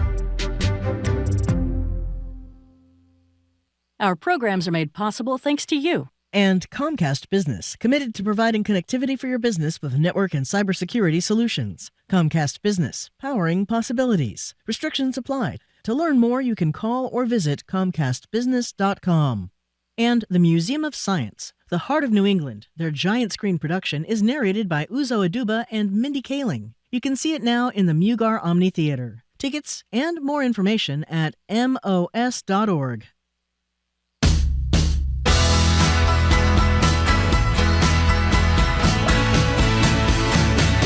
Welcome back to Boston Public Radio. Marjorie Egan, Jim Browdy, live at the library, streaming at youtube.com/GBH News. Back here tomorrow and Friday. And as we've said, noon on Monday for a half hour, Ask the Mayor with Mayor Wu zooming in. We're joined now at the library desk by Shirley Leung, business columnist for The Globe, host of the terrific Say More podcast. Hi, Shirley. Hi. Hi. Hello, Shirley. So, a lot of tech titans, the oligarchs on parade yesterday at the inaugural Jeff Bezos, Tim Cook from Apple, Google CEOs, et cetera, et cetera, et cetera. What did you think of it? Any local oligarchs there? I didn't I was looking for them. I didn't see them yet, but I'm going to take another look. But just to see that row, right, of the oligarchs. You know what they call these tech billionaires? What? Do you know what they call them? Broligarchs. Broligarchs. That is great. I hadn't That's heard the new that. term. That is Yeah, great. broligarchs. And is that because of Jeff Bezos' girlfriend's outfit? Okay. Okay, Marjorie. but yeah, just to see a line of them. You usually don't see CEOs with such prime seating. Yeah. I mean, they were always in the cameras, before the ceremony, during the ceremony. At the church, they were in the back row in the church. That's right. And it just reminded me of how much Trump wanted to show how much power he has, how much influence he has, right? Just to have I think I read somewhere that if you add those guys' net worth together, it's like $1 trillion or something like that. And then later in the afternoon, I mean, all those executive orders, right? He just wanted to show how much power he had. And then I still can't get over throwing the Sharpies into the crowd. Into the executive orders, I mean, right. it was like throwing T-shirts, right, at the Celtics games. Or paper towels in Puerto Rico, depending on what you're talking about there. But yeah, it was. I was bracing myself for a shock and awe, moment, and it was. He promised to do that, and he did. It was a spectacle yesterday. And it comes from his reality TV show background. Well, you say you argued Trump's motivation, which I think you nailed. It is incredible. We've only said this 1,000 times, but I don't think there's ever enough. How willing these proud men are to bow down for fear that Donald Trump is going to come after them.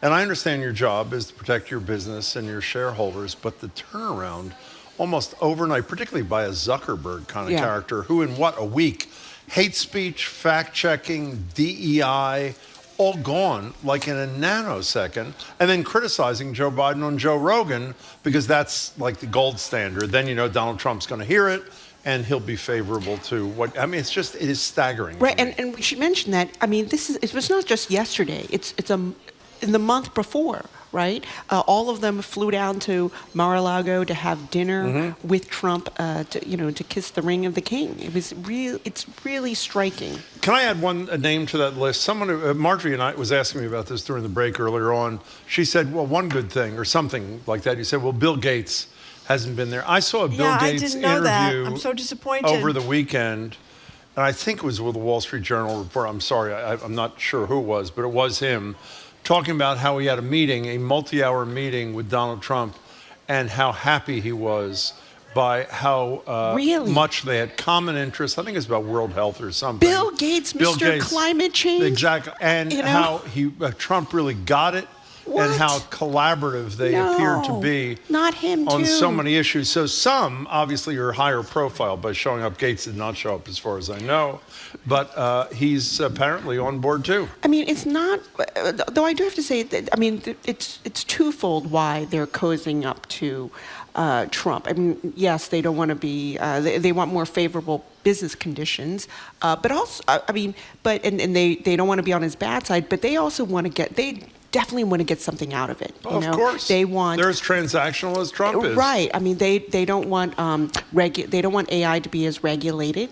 I mean, besides, and they want lower taxes, of course. But there's a lot of stuff they want. I mean, for Apple, Tim Cook. I mean, he's probably talking about tariffs from China. Yeah, I'm sure he is. Yeah, but isn't it depressing that when you're that rolling in money like that, billions and billions and billions of dollars, that's not enough. You can't afford to take a little hit. I mean, it's only the first couple days. Maybe they'll change. That's I would say there's more to come. So can we come back here in an issue that probably people will yawn through, but it's a pretty big deal. Your colleague, I think, broke this story about the multi-billion-dollar issue with federal money for unemployment that apparently was misspent. And well, first of all, tell us what happened, right. And then tell us, what happened, what the problem was. And apparently, right before Joe Biden left, Maura Healey cut a deal to save the state some money in terms of Right. repayment. So start at the beginning. So if you this would. was a story that Larry Edelman broke. Broke. I think in the first month of the Maura Healey administration in 2023, that under the Baker administration, there was about a little bit more than $2.5 billion, maybe $2.7 billion in unemployment benefits that were paid out because a lot of people were laid off during the early days of the pandemic, and the Baker administration was supposed to use tap the state's unemployment trust fund to pay those benefits, but instead they used federal pandemic money. And so when Maura Healey came into the office, they did an audit and they realized, wait a minute, about $2.5 billion, that should have been paid out of the state funds, not these federal pandemic funds. And so for 2 years now, the Healey administration has been trying to straighten this out. I think they were hoping that they would be forgiven, but I think what also happened was that Massachusetts wasn't the only state. I think the other states were in the same boat. And so the state, the government couldn't forgive everybody. So I think this is a good deal under the circumstances. What she saved for the state, roughly $1 billion? Maybe at least $500 million, exactly. And so the state would have probably had to pay over $3 billion. Instead, they got it down to about $2 billion. It'll be paid over 10 years in installments. So do unemployment insurance premiums go up? Right, they won't go up this year or next year, but you've got to think that they will go up.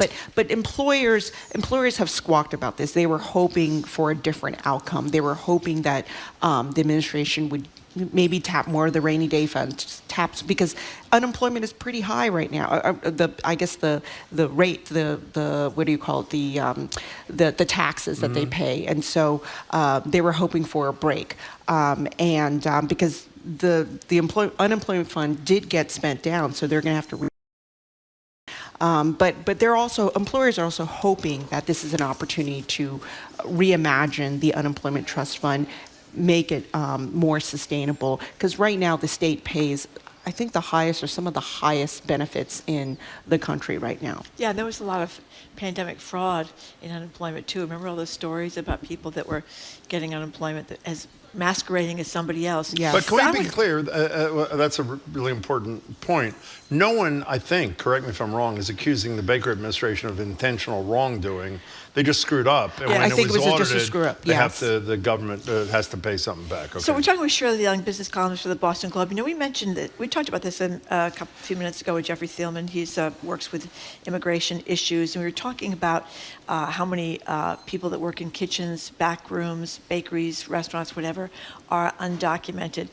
In October, your colleague at the Globes, Katie Johnson and Dee Copley, wrote this piece talking about Tate. Is it Tate? I think that's what Tate, it wasn't October. It was a few weeks ago, a couple weeks ago. Yeah, that's right. They wrote it a couple of weeks ago, but they were talking about back in October that yes. Tate gave dozens of employees in their locations two options: to either get proper documentation to work here or resign, because apparently there was a bunch of IRS notices flagging workers for discrepancies in their records. So what's going on with this? Well, I think what you're seeing is employers, these are notices that employers always get, and they usually ignore them.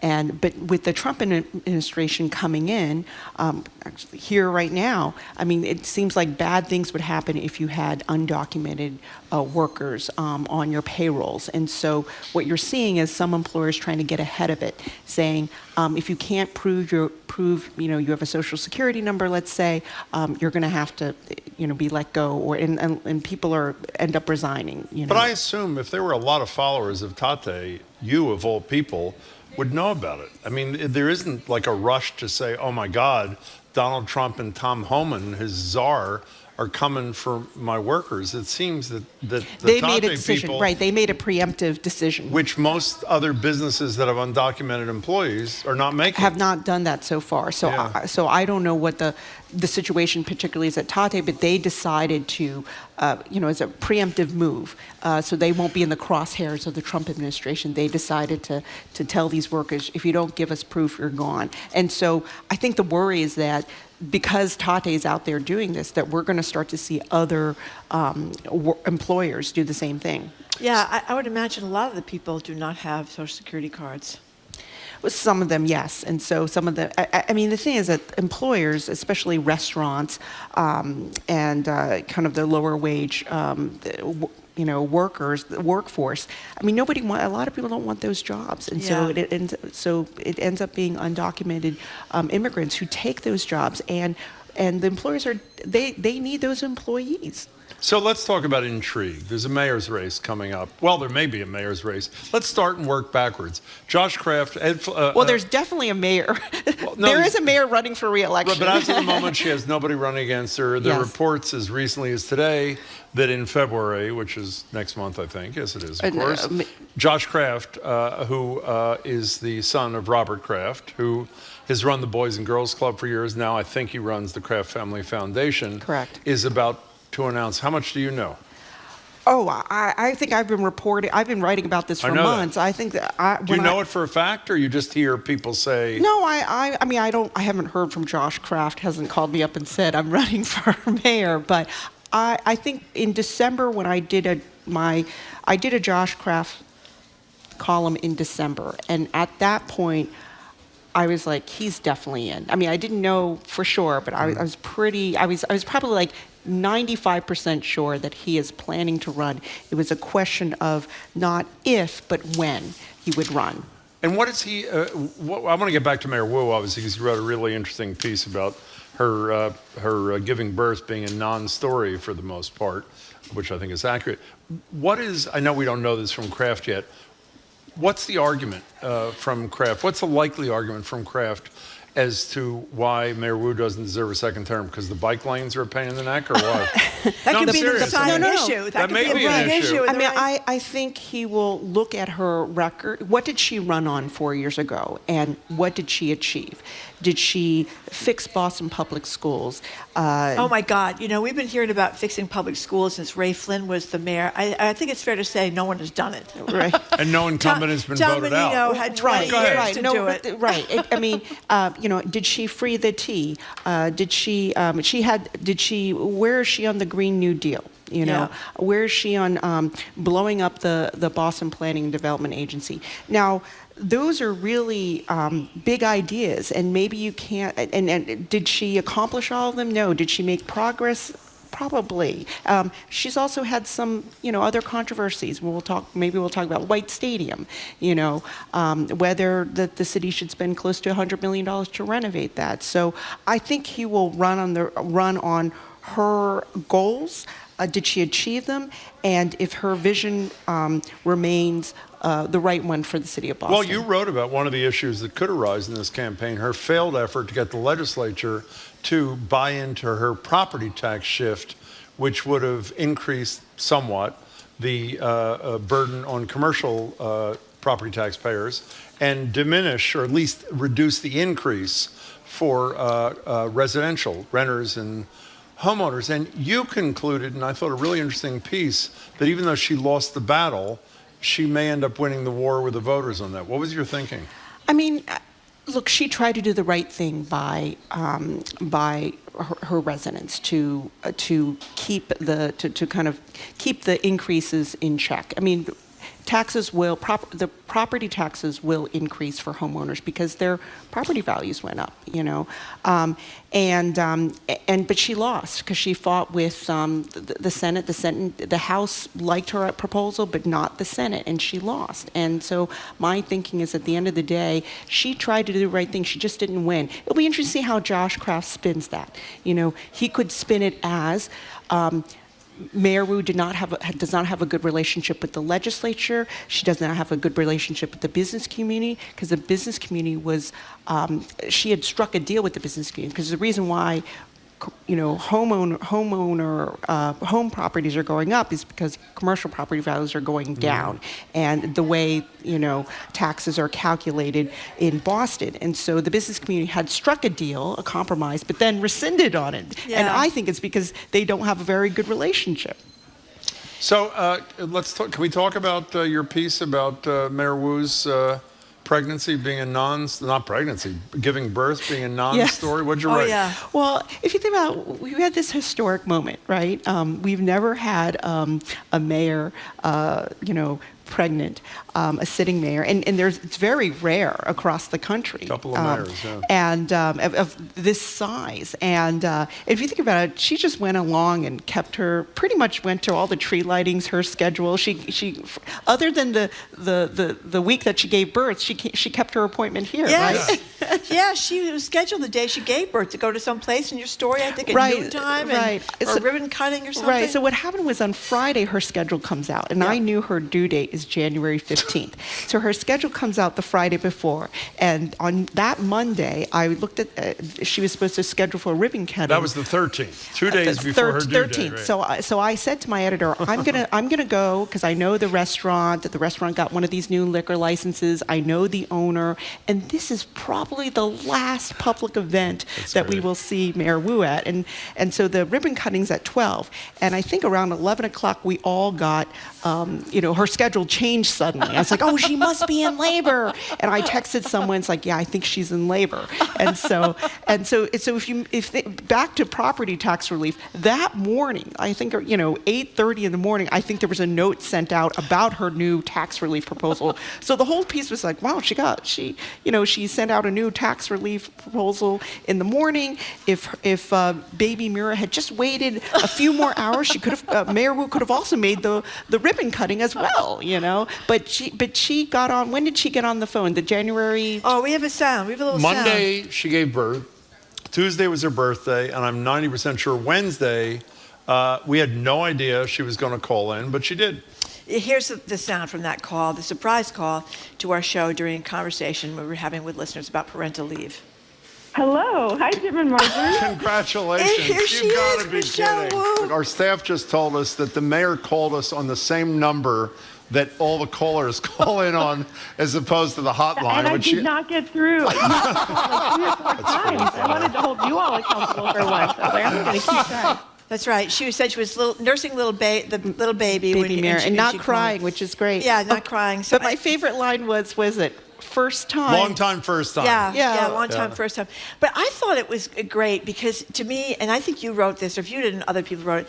It normalizes this. You can have 2 kids, have a baby. Obviously, she's got a husband who's become the stay-at-home dad. He was able to do that, so that was great.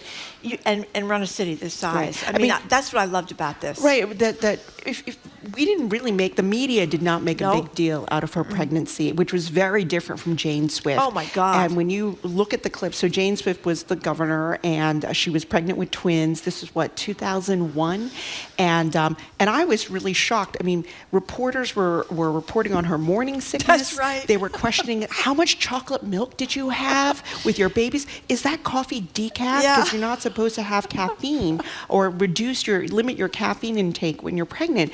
And we didn't have those stories here. No. We've improved. Yes. And Well, one person, I said this the other day, Marjorie hates any praise, so just close your ears.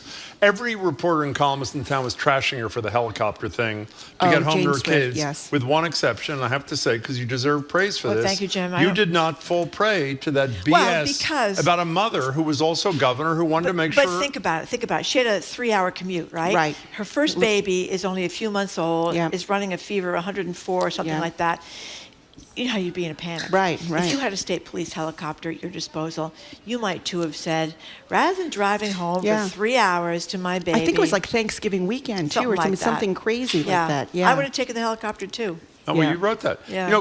We want to, before you go, get to this, the latest on the She could have MBTA Communities reimbursed Act. them. You could have said, I'll pay you for what it costs. No, she should not reimburse. Take the helicopter home. Well, she could have. She could have done that. There's no governor's mansion in Massachusetts. There's no like governor's there is mansion in in Massachusetts. That's right. Before we leave the mayoral thing, and obviously we'll invite Josh Kraft on as soon as he announces, and I'm assuming he'll be happy to join us and anybody else. Why is he running? Well, I think, Mayor, I think it's because he cares about the city. He's cared about the city, and I also think there's a lot of pressure for him to run. I think From there are the a lot business from the community. business community. Yeah, okay. And so take those, two forces together, and I think that's why he's running. But he's taken a long time to decide. But maybe that's a strategy. I mean, my editor this morning was like, "Oh, do you want to weigh in?" I was like, "What else could I say?" At this point, until he announces, because that's what I'm looking for. I want to How much see of the business community lives in Boston and votes in Boston? I mean, because I would think that there's a lot of people who live in Boston who'd like a mayor who didn't kowtow to the business community, right, and end up and takes on the legislature. Right. But they have a lot. But they have a lot of workers. Yeah. They have. A lot of workers want to hear from the boss about who they should vote on before they go to the polling place. I think it's odd because I think of Josh Kraft. I interviewed him years ago at head of the Boys Club, and people loved him and adored him. Right. I think he's. I would think of him as kind of a progressive liberal. Right. And I think, why does a guy who's a progressive liberal want to run against another progressive liberal who's a woman of color?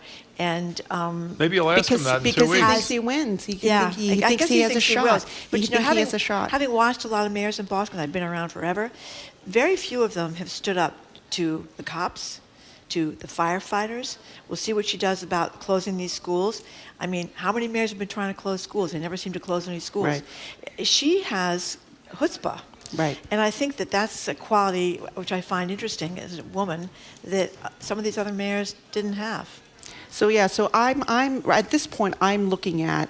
I want to know what Josh Kraft is in front of the podium. What is he like as a candidate? I've read the stories. I've talked to people who had coffee with him, lunch with him. Well, I think a lot of people want to.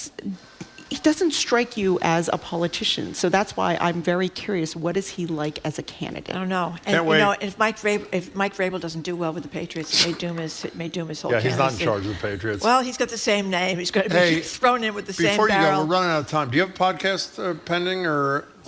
This week we have Jim Dow filling in, and he is doing a political round. Editorial page editor, and he has a I think I might be taping right now about a Trump inauguration day with James Pindell from the Globe and Joan Vanocchi. Oh, that should be great. Yep. Shirley, it's great to see you. Be well. Thank you very much, Thanks Shirley for having Vanocchi. Joan Vanocchi. Joan Vanocchi. Who is she? She's not Joan Vanocchi. She's Shirley Leung. That at least lessens the chance you being. Yeah. You can call me Joan any day. Okay. I would love it. Thank you very much, Joan Shirley Leung. Shirley is a business columnist for the Boston Globe, host of Say More podcast. Thank you very much, Shirley. The podcast is great, by the way. Say More. Coming up after a quick break, 2 more things where Jim and I will dedicate some time in the show for stories we can't stop thinking about.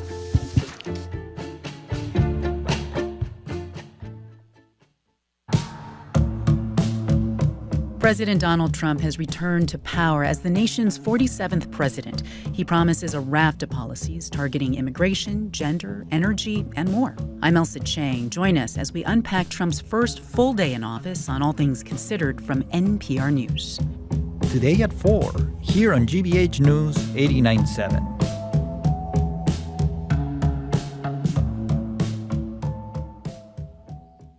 Support for our programs comes from you. And the Skating Club of Boston, presenting the ISU World Figure Skating Championships with over 300 athletes competing at TD Garden March 25th through 30th for the title of World Champion. Tickets at isuworlds2025.com.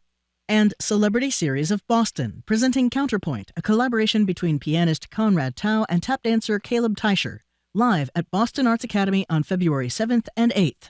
Tickets at celebrityseries.org.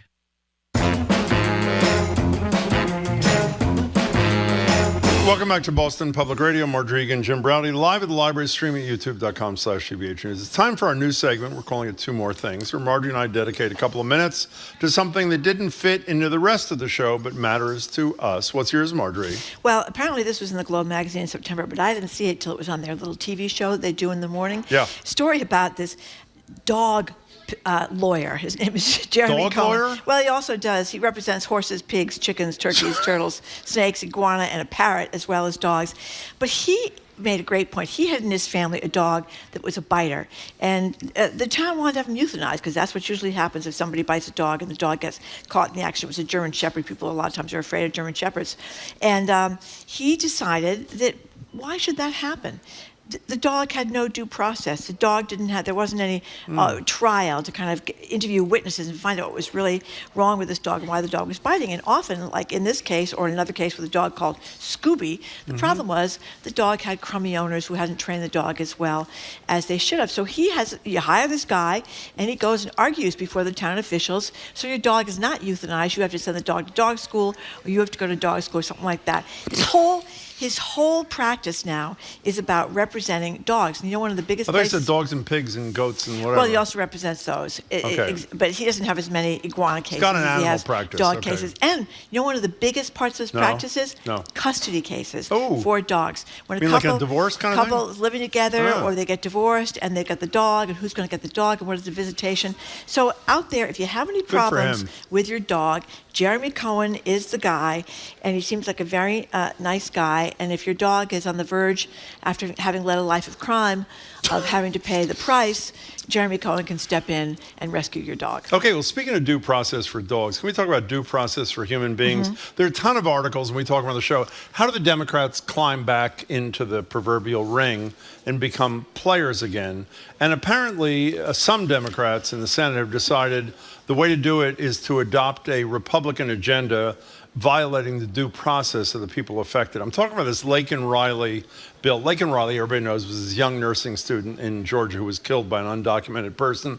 This bill, again, that had 12 Democratic votes, including both senators from New Hampshire, Hassan and Shaheen, none from the rest of New England, requires mandatory detention if you are arrested, even if you're not convicted, even if never charged for even minor crimes. Under current law, non-citizens convicted of robbery, shoplifting, etc., they're out. They're detained and deported. Here, I want to repeat this. If you're arrested but never charged, it could have been a false arrest. Your neighbor could call you that doesn't like... Well, it's worse. Yeah. You know what Zoe pointed out to me? What? In human trafficking and domestic violence cases, often the perpetrator decides to file phony charges against the people they're exploiting and abusing. In this situation, if you filed a charge against someone who's human trafficked or is being abused in a domestic violence situation, she would immediately be put in mandatory detention. And I guess the point I'm trying to make is, if the Democrats want to climb back, they're not going to climb back by being Republicans. Republicans are going to get credit for that. They need their own agenda. Well, I know immigration's a big issue, but denying human beings due process to try to get votes is not the way they should be doing this. In light of dog lawyer Jeremy Cohen, who's making sure there's due process for dogs, horses, pigs, chickens, turkeys, turtles, snakes, iguanas, sadly a and good point. one parrot. If you can do it for the iguana, Jim, you should be able to do it for the human being. Beautifully I think so. put. Absolutely. Marjorie said that, not me.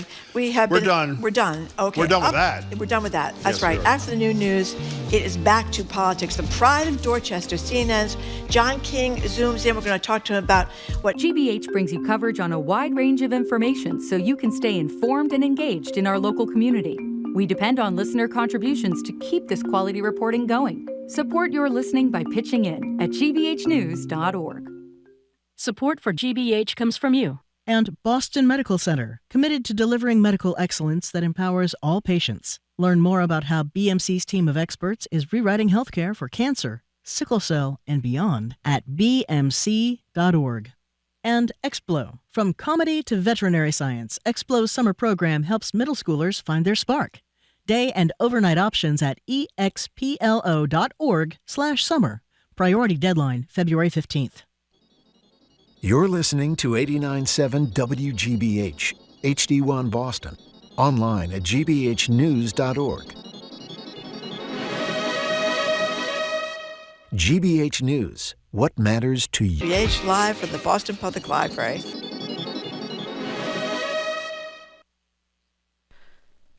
Live from NPR News in Washington, I'm Lakshmi Singh. President Trump's border security czar confirms it's starting today. The administration's taking targeted enforcement operations against migrants who are not in the U.S. legally. Tom Homan, the head of Immigration and Customs Enforcement, or ICE, says officers are apprehending people with criminal convictions.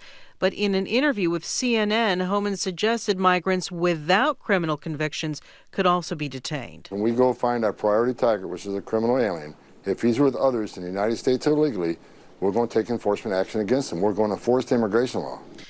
It's uncertain whether certain so-called sanctuary cities that previously declined to assist ICE with deportations will stay the course in the wake of Trump's new executive actions. But Chicago Mayor Brandon Johnson recently told NPR that his city will fight for its residents whether or not they're, quote, undocumented or seeking asylum. Marco Rubio has been sworn in as Secretary of State, and he's diving into the job hosting his counterparts from Australia, Japan, and India later today.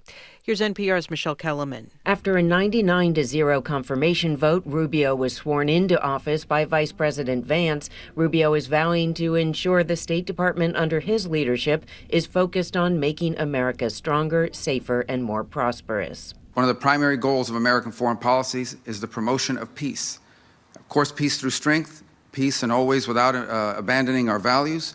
But I think it's extraordinary that it's something that needs to be said and hasn't been said enough in recent memory. Rubio, whose parents were born in Cuba, is the first Latino to be Secretary of State, and he made a point of speaking briefly in Spanish at his swearing-in ceremony. Michelle Kellerman, NPR News, the State Department.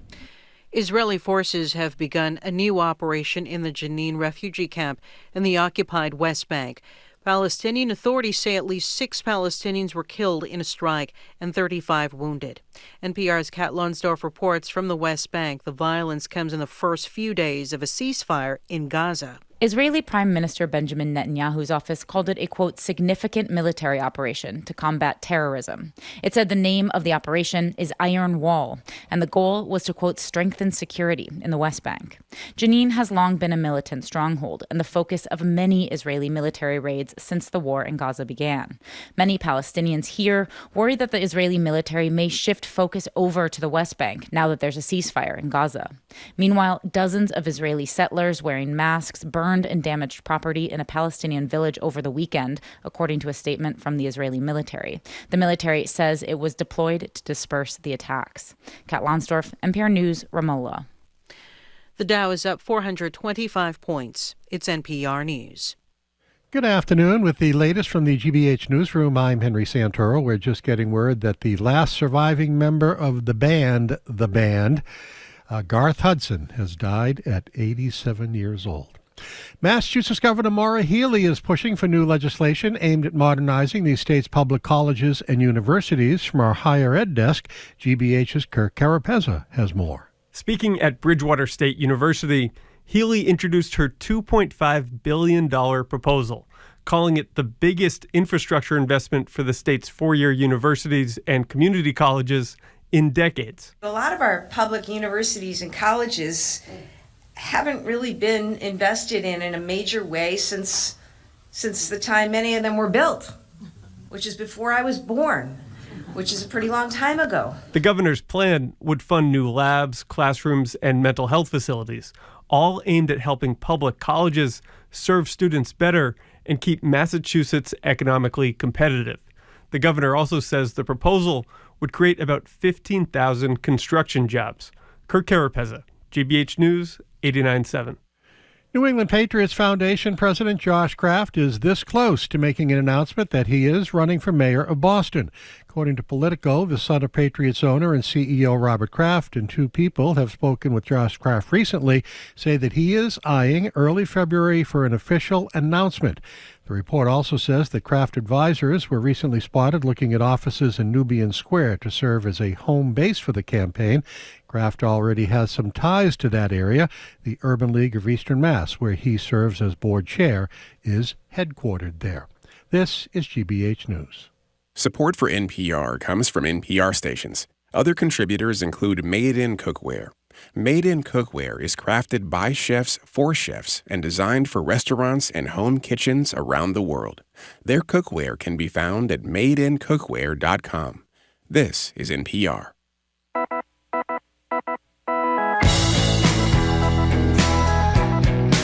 He is Jim Browdy. I am Marjorie Egan. Welcome to hour number 3 of Boston Public Radio, 89.7 GBH. We are streaming at youtube.com/GBH News, and we are broadcasting live from the Boston Public Library. We'll be back here tomorrow and Friday. Hello again, Jim. And we will not be back on Monday, but we will at noon have the mayor of Boston. That's right. Zooming in for an abbreviated Ask the Governor at noon, and we hope you join us.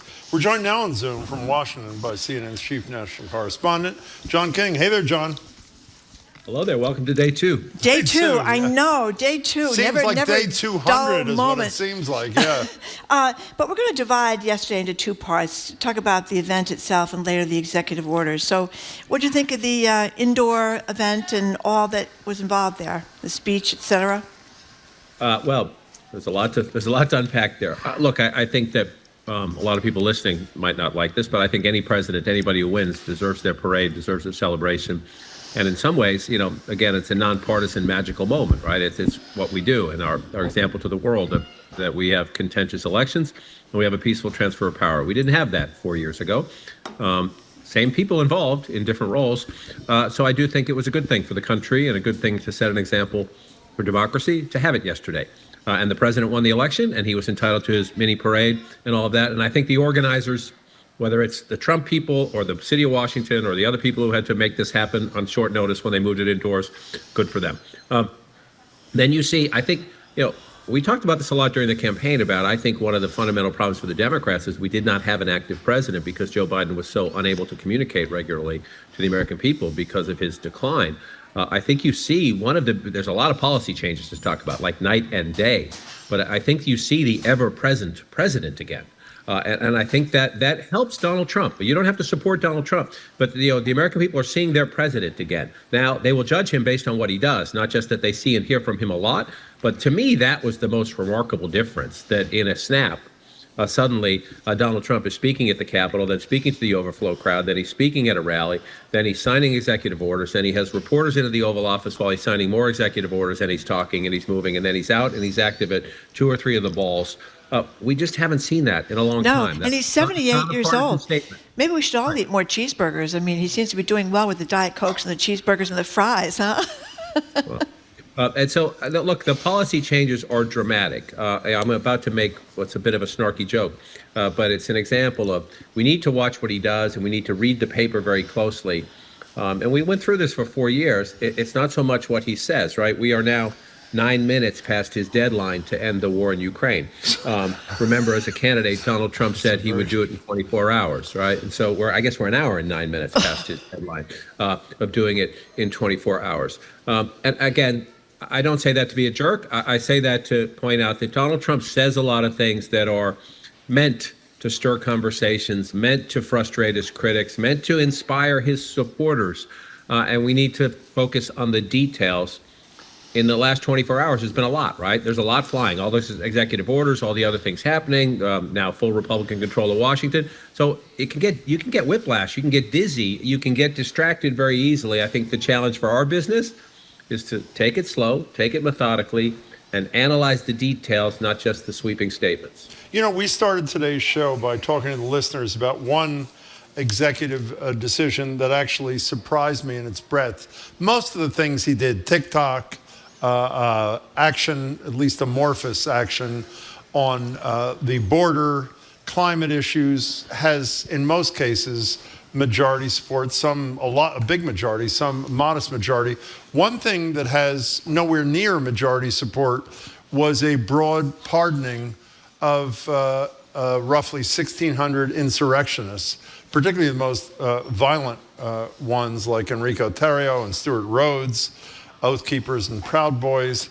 Were you surprised by how far he went yesterday, John? Particularly in light of the fact that, at least the most recent poll we've seen by the Associated Press, only 2 in 10 Americans supported a broad pardon from the new president. I was not surprised because I think if you watch the campaign, sometimes it's dangerous to take Donald Trump at his word because he does lie and he does exaggerate very often.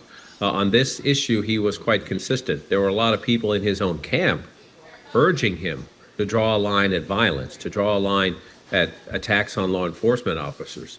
But if you listen to Donald Trump, and if you not just on the specifics, Jim, but on the idea that he knows he can't run again in 4 years. He is unburdened here. He is not. Marjorie said, yeah. Not that he thinks a lot about it anyway. Yeah. Because he thinks he can work himself out of any problem. That he can cause a crisis today, and if he's on the ballot in 2 years or 4 years, that's way down the road, and he can fix it by then. But I think he's particularly unburdened now by that. His party, though, you are seeing the anxiety today. A lot of Republicans are doing what they're going to do for the next 4 years. I didn't read it. I didn't look at it. I was too busy. Or give me a minute, check back next time, and then they go hide from reporters. But a number of Republicans, James Lankford, conservative from Oklahoma, Tom Tillis, moderate conservative from North Carolina, are saying, whoa. They don't like it. That doesn't mean they'll fight it. That doesn't mean they'll oppose it. That doesn't mean they won't do Trump's bidding most of the time. But I do think that here's the test for Donald Trump, right? We've talked about this. Governance was his undoing last time.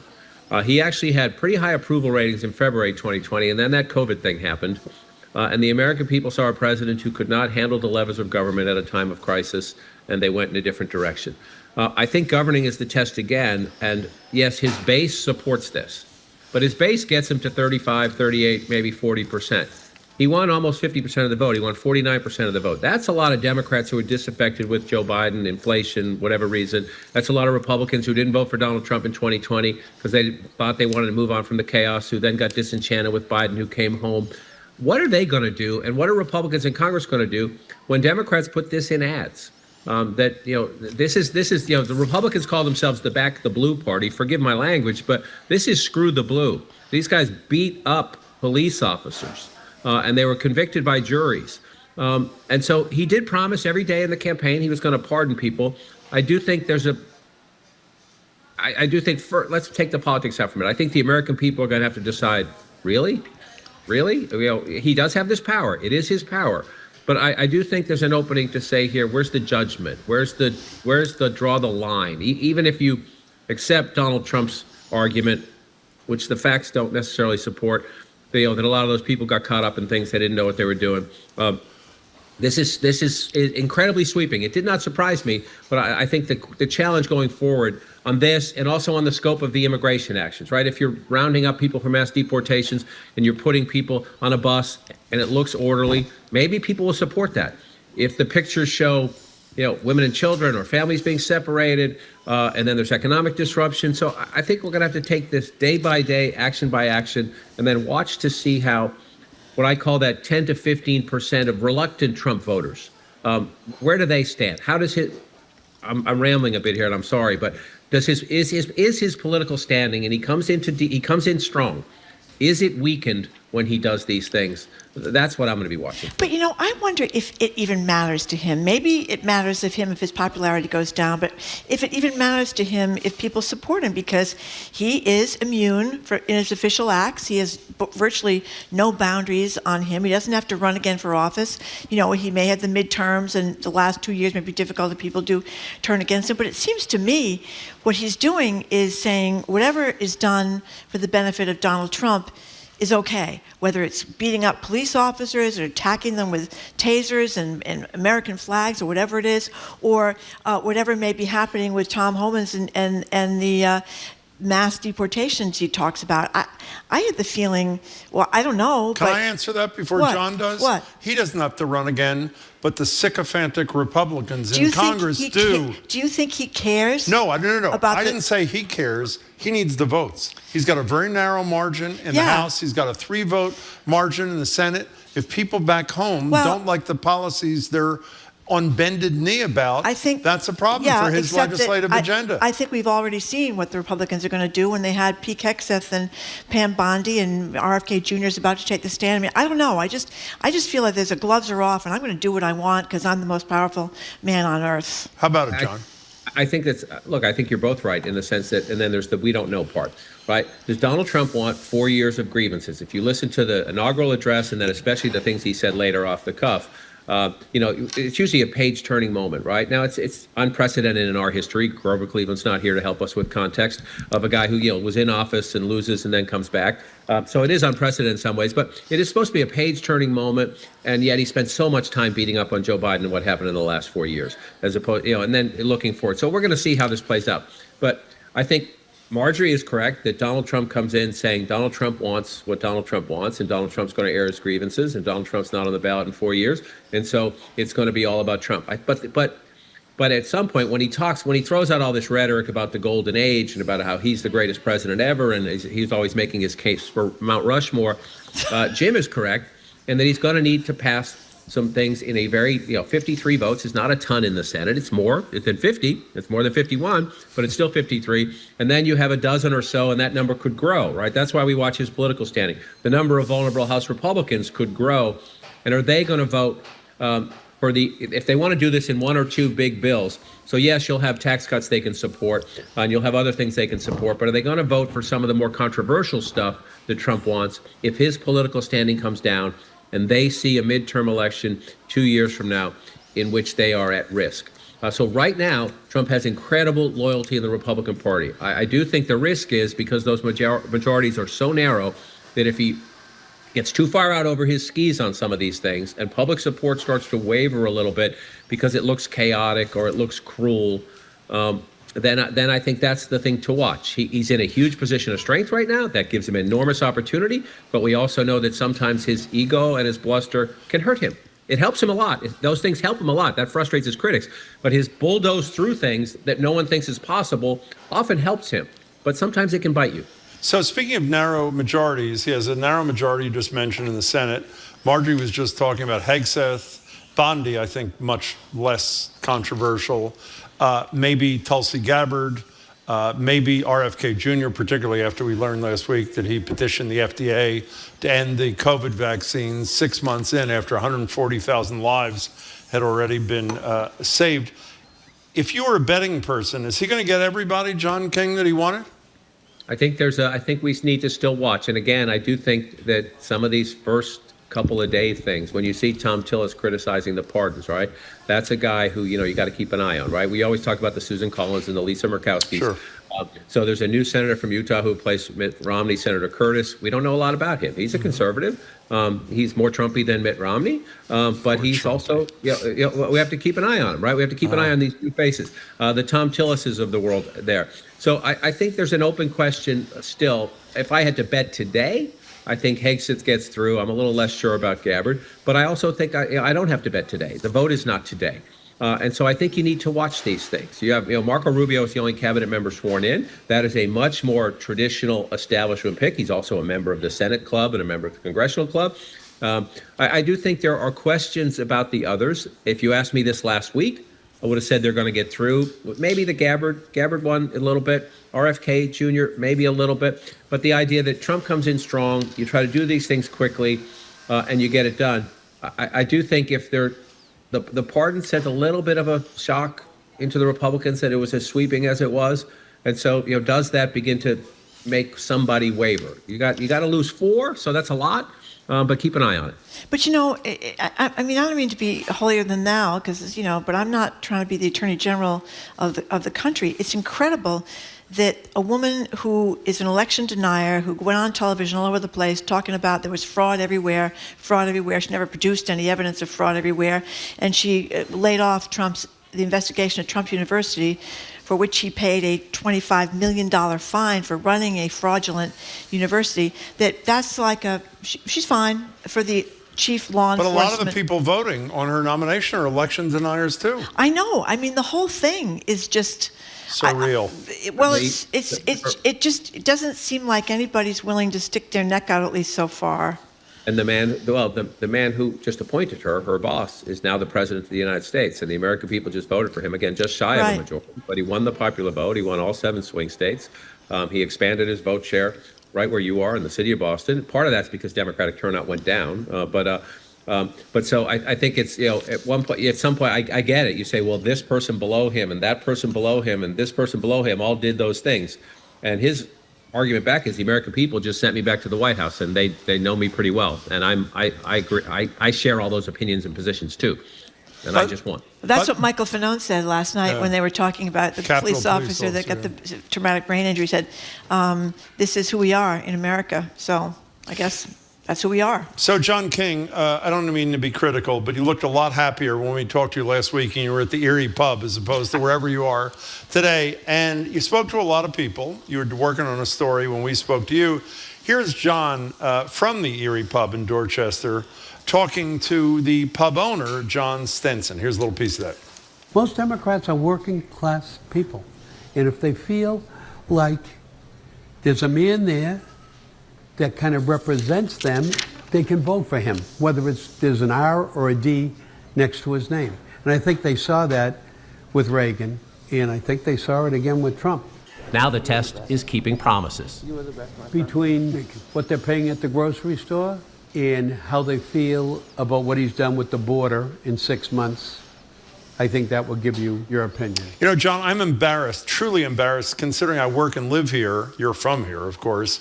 I didn't know that 2 precincts, is it precincts, in Dorchester voted for Trump until you told us. And you also were able to find the one person in Provincetown who voted for Donald Trump. Harris won a mere 92% of Provincetown. What's your takeaway from these conversations with working class Americans who decided their person was Donald Trump? What do you take away, and what's the lesson for the Democrats? Number one, the fisherman, Andrew, that I met off the coast of Provincetown, he's actually from New Hampshire, but that's where they're fishing right now. Yeah. So he's a New Hampshire voter. I know. Here's my takeaway. Andrew's a Republican. He gives Trump a little bit more grace. And he's actually, for a guy who's, he went to culinary school. He was a chef. The ocean called him back. He wants to be a fisherman. And he gives Trump a little bit more grace, saying no president's going to be able to solve inflation as fast as Donald Trump says he's going to solve inflation. I do think the people in Dorchester, a lot of them are Kennedy Democrats turned Reagan Democrats. That's a particular part of the city, by the way, where Mayor Wu struggled back in the primary. Steve was running. It's more conservative. It is more of a Reagan Democrat, Irish Catholic, those kind of Italian Americans in that area. They tend to be a little bit more conservative, working class. The immigration issue was huge to most of them. The cost of living. Now, will they turn on Trump right away? No, they voted for him. And when you do that, you have a stake in the game, right? You vote for somebody, you have a stake in the game. The question is, what makes you say, oh, never mind, or you just crossed me there. I do think that Trump, right after the election, was being smarter, I would say, politically, by saying it might take time to get prices to drop. If you listen to him yesterday, the eggs and the milk are going to be free today when you go to the grocery store. They're going to be handing them to you. He issues these grand pronouncements that because I'm president, everything's better. I think that's a huge risk, especially because a lot of economists, I don't know if they're right, but a lot of economists, reputable economists, say his tariff policies and this mass deportation thing will be inflationary, will cause pressure, disruption in the economy that could actually cause prices to go up. So I do think he has a pretty broad mandate on immigration. But I would add the test I said earlier. If it looks particularly cruel, I think that gets risky. I think that does get risky because people are good-hearted. And people, look, if you work as a blue collar, if you're a plumber, an electrician, you look around, you understand a lot of these new workers that you need for all these construction projects. A lot of them are immigrants. And you want them to be legal immigrants, and you want it done right. But you don't want them treated cruelly, even the ones who might be undocumented, who are trying to feed their families. You might wish that they be held accountable, that they create some system to make them pay a penalty to get right by the law. But you don't want them treated harshly and cruelly in most cases. So I think that is a test. But I do think the economic stuff is why they voted for Donald Trump. They felt like they were treading water. And I also think that a lot of those guys voted for Joe Biden, and they thought Kamala Harris was a coastal elite. Now everyone's going to say, well, Boston's on the coast, kid. Dorchester's pretty close. I get it. I get it. But I mean that in a different way. They think San Francisco. I know my geography. Tinian Beach. It's almost coastal. But they viewed Harris as sort of this faraway California, San Francisco liberal. And we talked about this before. Trump was effective in his ads about that stuff. And so they found the Democratic Party. This is not a new thing. Again, my dad was a union guy. I remember the Reagan Democrat debates of the Carter years, coming from Nixon to Carter to Reagan and all that. It's not a new thing. The question is, can Trump keep them in the fold? And I think the economics are absolutely vital to that. I wonder, we learned that Joe Biden didn't know how bad his poll numbers were. His pollsters didn't tell him. And I guess Chuck Schumer, there was a great story about Chuck Schumer going down to give him the word and convince him not to run again. But Biden still seems to think he could have won. To me, that's, even though you can say she was a coastal elite, even though there was a racism and sexism, I don't think he could have won. But what do people, no, you don't think so either? No, Okay. I believe from everything I saw in my travels last year, plus all the data. Yeah. But I trust my travels even more than the data, or I trust how my travels, fill out and give you a full picture of what the data tell you. That if Biden had stayed as the candidate, the Republicans would still have the House and the Senate, but I would argue by even a bigger majority. Yeah. I would argue that we can pick on Vice President Harris. She made some mistakes. She did make some mistakes. She also had 110 days to do what a lot of candidates get years to do. And so there are 100 ways to slice this. I'm not excusing her all the faults. She did make some tactical mistakes. I do think there's some sexism and racism still in America that was hard for her, especially with the short ramp to introduce herself and to try to overcome some of those things.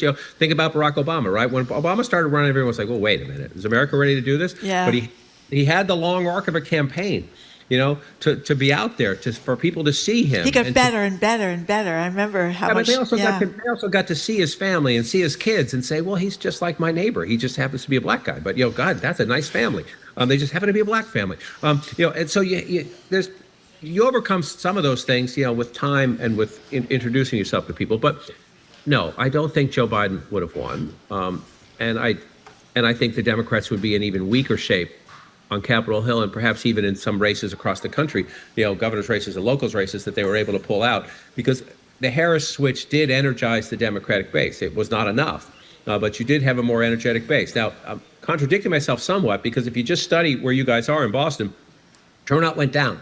Turnout went up in 2016, went up in 2020. So why did turnout in some places that matter a lot to Democrats go down in 2024? Take all of the names out of it. Don't make it about Biden. Don't make it about Harris. I mean, it is about them in some ways. But I think that's where Democrats should focus. After a couple of cycles, including the 2018 midterm cycle where turnout was going up, why did it go down? And what do we need to do to motivate people? Hey, John, we've heard very little from Harris and about Harris since November 5th. Obviously, the governor of California is term limited. The elections in 2026. What's the word in your world as to whether or not Harris will be a candidate? I think there's a big debate, even in her camp, about that. You'll notice when she landed back in California yesterday, the first thing she did was go see first responders, who are out there, heroes out there fighting the firefighters and the like. And so you could say, aha, she's trying to, become a Californian again, and there she goes. Who knows? I think it's the right thing to do. It's a good thing to do, and just forget the politics for a minute. So what is her choice? If she runs for California governor, she's probably taken herself out of the 2028 presidential cycle. A lot of people in Washington, again, are saying, thank you. Either they didn't like the campaign, they loved the campaign, but just you had your chance, you lost to Donald Trump, please go away. As I've said to you guys way too many times, Washington is almost always wrong. So that Washington says she should go and disappear and not be a national candidate again, tells me she should give a lot of thought about being a national candidate again. Okay. I think you got to learn the lessons. I was joking with John Stenson at the Erie pub. He says Donald Trump would be welcome there, but I said, what if Kamala Harris comes in? He says she just needs to talk to people and listen to people. The gift of my last year was getting back out in the country again and listening. And you learn so much about why people vote differently, why people think differently, why issues matter more to you than they do to Marjorie, just by listening to them. I think that one of the downsides of a short campaign is she didn't get to do that. And if she wants to run for president again, this is not a partisan statement. I think the best thing she could do, or anybody who wants to compete against her or compete against J.D. Vance in 4 years, should spend as much time as they can outside of their comfort zone, listening to other people with very different opinions. John, we only have 30 seconds. I think you're aware your hometown team will not be in the Super Bowl. Will my hometown team be in the Super Bowl? Who's playing in the Super Bowl? The Commanders and the Bills. Wow. With a rookie quarterback. Has there ever been a rookie quarterback who made it to the Super Bowl? I'm in a lot of trouble, Jim, because, the senior producer on my team and one of my greatest colleagues is a big Eagles fan like you. Oh, I love that. Say hi. If she's listening right now, I'm about to get a Go Birds. Yeah. I'm with her. Sandwich in here any minute. Yeah, they must have been mourning in the Erie pub about Notre Dame last night. That didn't go quite well for a lot of people that are loyal. They did fight to the end. They did. They gave up too much too early. Yeah. John, it's great to see you, as always. Be well, and we'll talk to you next week. Thank you very much, John. Thank you, Who John does do a King. lot of listening. He does more listening than we do, Jim. He does more Yeah, he listening does. than anybody. Okay, we've been speaking with great listener, CNN Chief National Correspondent John King, who has done these great interviews all around the country with voters. It's fabulous. And It it's was been great really reporting. helpful and informative. Up next, we got so many messages from listeners yesterday who said they just could not tune in to Trump's inauguration. Too horrible to hear. They don't want to hear much about it at all. Okay, but let's be honest. Who among us didn't allow ourselves a little peek at Lauren Sanchez's formidable cleavage yesterday at the inaugural? Oh, my God. So up next, why we, even though we say we don't want to listen to Donald Trump, are we secretly addicted to Donald Trump? And Laura Sanchez just putting her lacy bra on display at the president's inaugural. That's next on Boston Public Radio 89.7 GBH, live from the Boston Public Library and streaming at youtube.com/GBH News.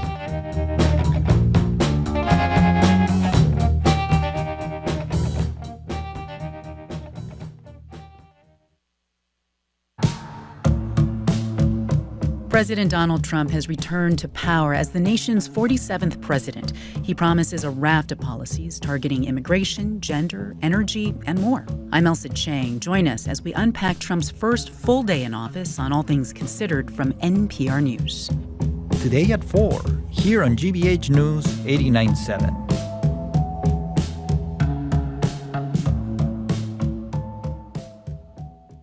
Our programs are made possible thanks to you. And Comcast Business, committed to providing connectivity for your business with network and cybersecurity solutions. Comcast Business, powering possibilities. Restrictions apply. To learn more, you can call or visit comcastbusiness.com. And Boston Youth Symphony Orchestras with music director Federico Cortese, presenting Verdi's Don Carlo Sunday, January 26th at Sanders Theater at Harvard University. Tickets at bysoweb.org.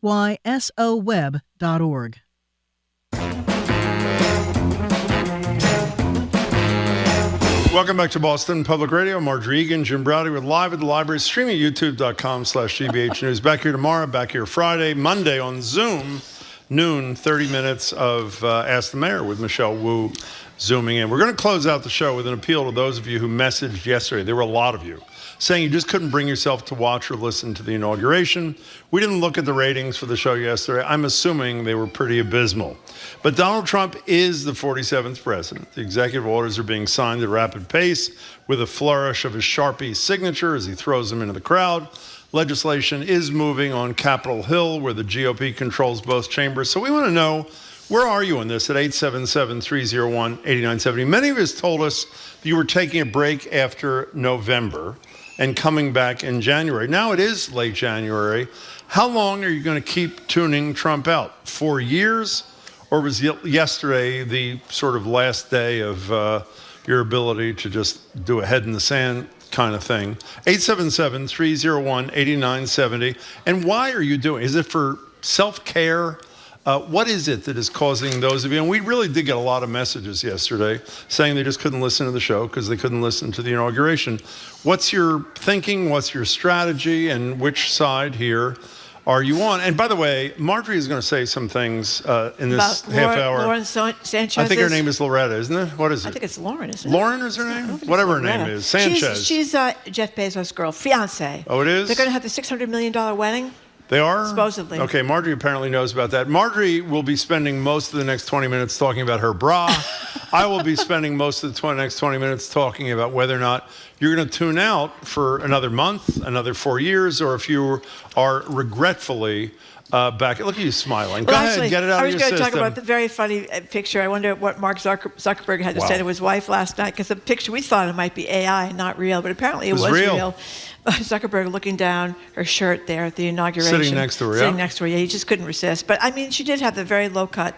She had a jacket, and underneath it was just a white lacy bra. It was kind of low cut. So there were a lot of people were looking in that direction. And you say to yourself, if you're going to go to the inaugural, you're going to sit in the dais, you're going to be in front of millions of people. Yeah. Why not show up? Go for it. With nothing on but a bra and a jacket. Okay, fine.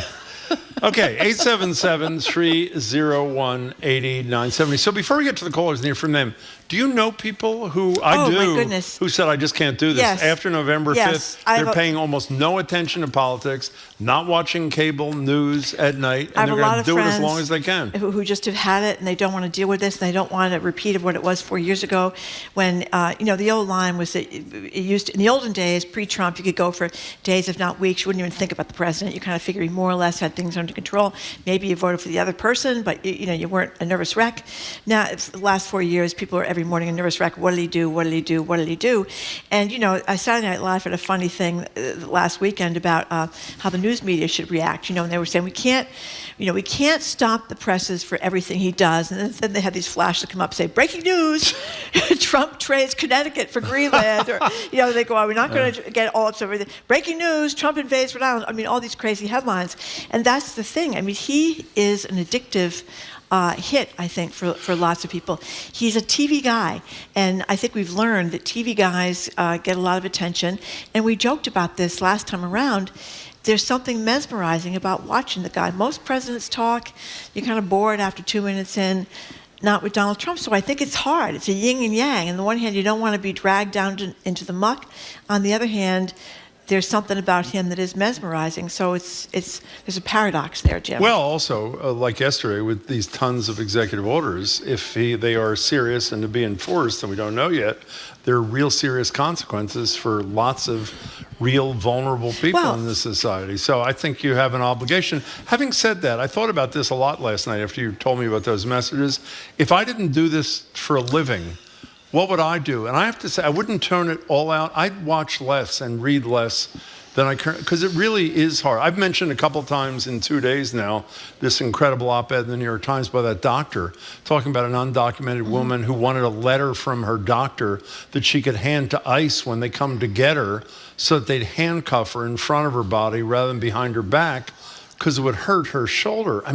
That one story is one of potentially millions, and it's really painful, and I sort of feel you have an obligation, if you can handle it, to pay attention. There was a great, right, when we were talking about people not, there was no, massive march. It was one in Boston. It was small, but it was a march in Boston. There wasn't this massive outpouring of women down at the White House. There wasn't this massive protest about TikTok and all this kind of stuff. And there was an analogy drawn to Russia, just in this single sense, that after Putin got back in, he was gone, then he got back in again, people just kind of gave up because they thought we're stuck. Not everybody, obviously. Alexei Navalny did not give up, and some of the protesters did not give up. But the sense was that was a bad thing to give up, because if you give up, then things just get worse. Yeah, but with all fairness to that, whoever made that comparison, the likelihood is you show up in Russia, there's a good chance you're going to end up in jail. We're not at that point obviously, yet. We're not at that point yet. We are not at that point yet. Yeah. No, Let's go to Sarah in Situate. You're first on Boston Public Radio. Thank you so much for calling. Hi.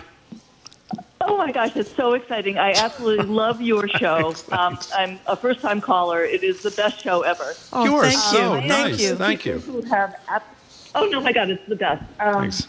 So I am one of the people who have completely not watched 1 minute of the inauguration. And what we did instead of yesterday was 7 of us, because a lot of people were too afraid to do this. We made signs, and we took our signs down to the little Situate Rotary, and we held them up for about an hour and a half. And it was just a tiny, small thing that we could do to protest what is one of the worst things that I can possibly imagine. Sarah, you didn't tell us what the sign said. What did the sign say?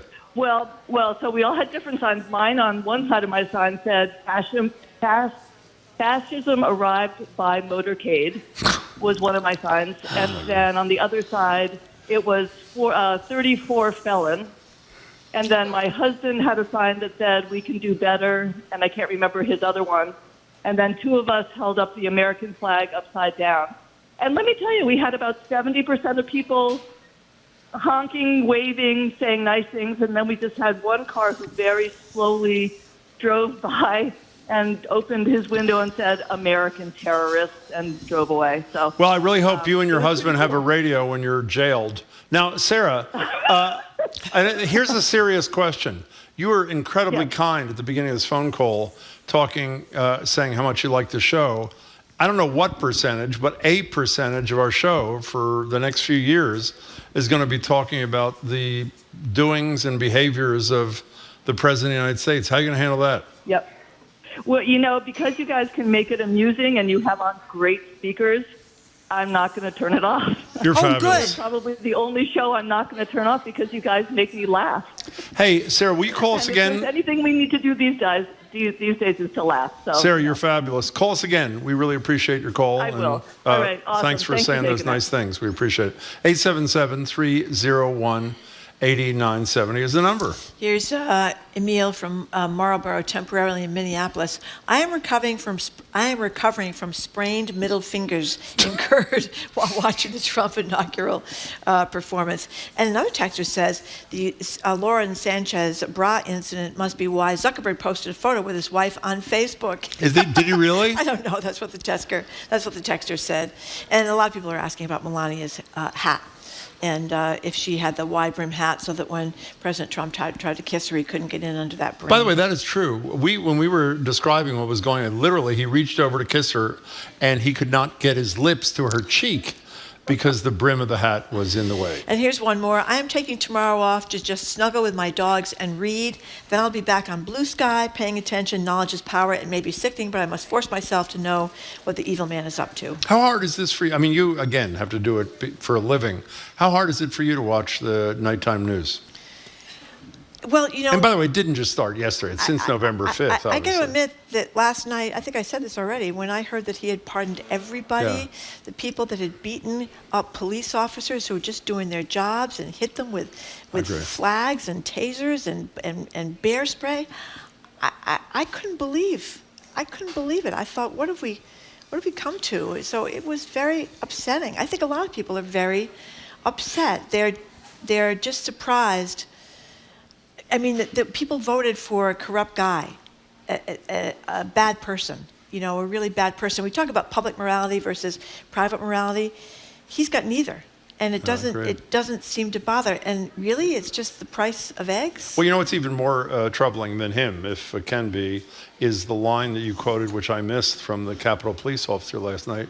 This is who we are. Yeah. And this is who we are. There's virtually nothing, as John King just said about the pardons, there's virtually nothing that was in an executive order yesterday, no matter how cruel the executive order may have been, that Donald Trump wasn't honest with the American people about, and the American people said, I'm fine with that. And when I hear, it's amazing. I've talked about this cattle rancher who says his business is going to be decimated if undocumented workers are deported, and his response was, well, I was just hoping he didn't mean it. Well, he means it. He means it. It's pretty obvious. Here's Jennifer in Providence. Definitely did not watch the inauguration. I made an acupuncture appointment. I literally would rather be stabbed by needles, and I'm feeling all the better for it. That's a pretty good one, there Jennifer. Go. Thank you. Patrick in the car. Thank you for calling. Hey, Patrick. Hey, can you hear me? We can. Yep. I love your show, but I'm coming down on the opposite side here. I couldn't get enough of yesterday's coverage of the inauguration, and I'm totally elated that Trump is in office. Why, Patrick? There are just too many things to say, and I'm not professional speakers like you are, but I've been listening to you for 4 years, and I've seen and heard a lot of disrespect from you guys. Well, give us an example. I know the list is too long, as Patrick, you said. I'm guilty. I have no respect for the man. None. He was adjudicated a rapist. I mean, my goodness. So let's be careful. You guys just tell so many lies. It's difficult to listen to you. Okay, Patrick, that's my point. Give me one.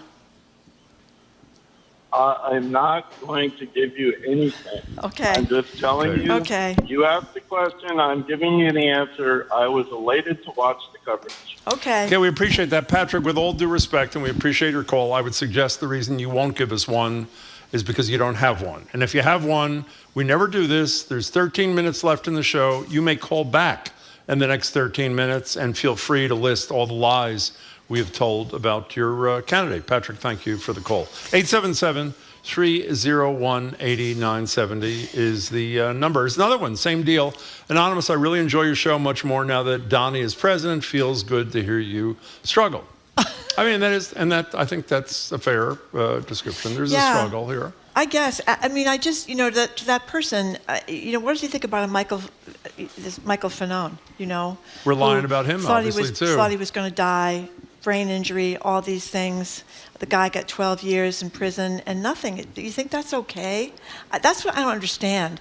I don't understand how people you sound can like think me, that's okay. but I'll answer as Marjorie Egan. Well, I don't the think answer is they think it was a day of love, just like Donald Trump said. No, I don't think that's it. I think it has to do with people being mesmerized by this. Somebody just said he's not mesmerizing. I disagree. I think a lot of people are mesmerized. He's like one of those church speakers, the Billy Sunday from years ago, that would get people all revved up on a Sunday morning, and they give them their life savings because they got conned by this guy. I think he's a very talented con guy, and I think that somehow people think it's okay that Michael Fanone was attacked that day because they were doing the patriotic thing for their leader, Donald Trump.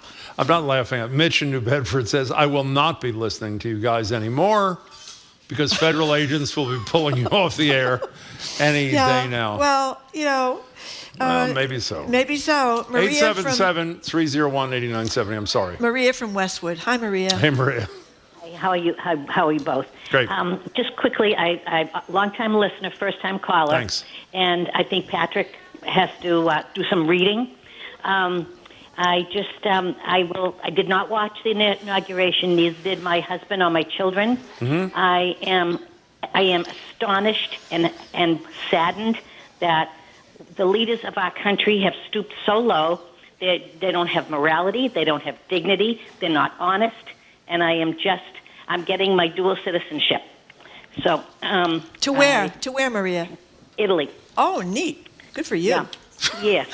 And it just makes me so sad. I can't even talk. Well, as I say, the thing that makes me sad is that everything you say is factually true, and 49% of the people who chose to go to the polls thought that was okay. Most of them saying because he's going to make my pocketbook a little bit more comfortable than it currently is. That remains to be seen. Maria, thank you very much for the call. Here's Jean from Dorchester. Yesterday at noon, I was at the JFK Library watching the video of JFK's inauguration. Best way to spend that hour and pump myself up to keep the faith. Pretty good. How about, do you think if a president stood up and said, what are you about citizens of the world, like he said, after his ask not what your country can do for you, and he went on to talk about ask what you can do for your country. But he went on to say that we are, not these words precisely, but that we are citizens of the world, which we're not allowed to be anymore, I guess, in Trump world. Lauren in Marblehead, you were next on Boston Public Radio. Thanks for calling. Hi. Hi again. I called you all wound up yesterday after the inauguration. Oh yeah, hi. But hi there. I've settled down a little bit. Good. But I do want to say two things. One is that, three things. I don't find Trump at all mesmerizing. Looking at him, he's gross to look at, and he's horrendous to hear. I want to punch the radio when I hear him talk. Secondly, I didn't mean to insinuate yesterday that I don't listen to you. You actually are the only news source I do listen to for in-depth analysis of all the things at hand, and I do appreciate all of that. One of my many concerns, though, is that you both and Jimmy Kimmel weren't pardoned by Biden as a preemptive pardon. We applied, but we didn't make the final cut. Lauren, thanks for calling again. An anonymous texter says, I'm excited for the release of Mr. Pillow's 95-page report on the 2020 stolen election.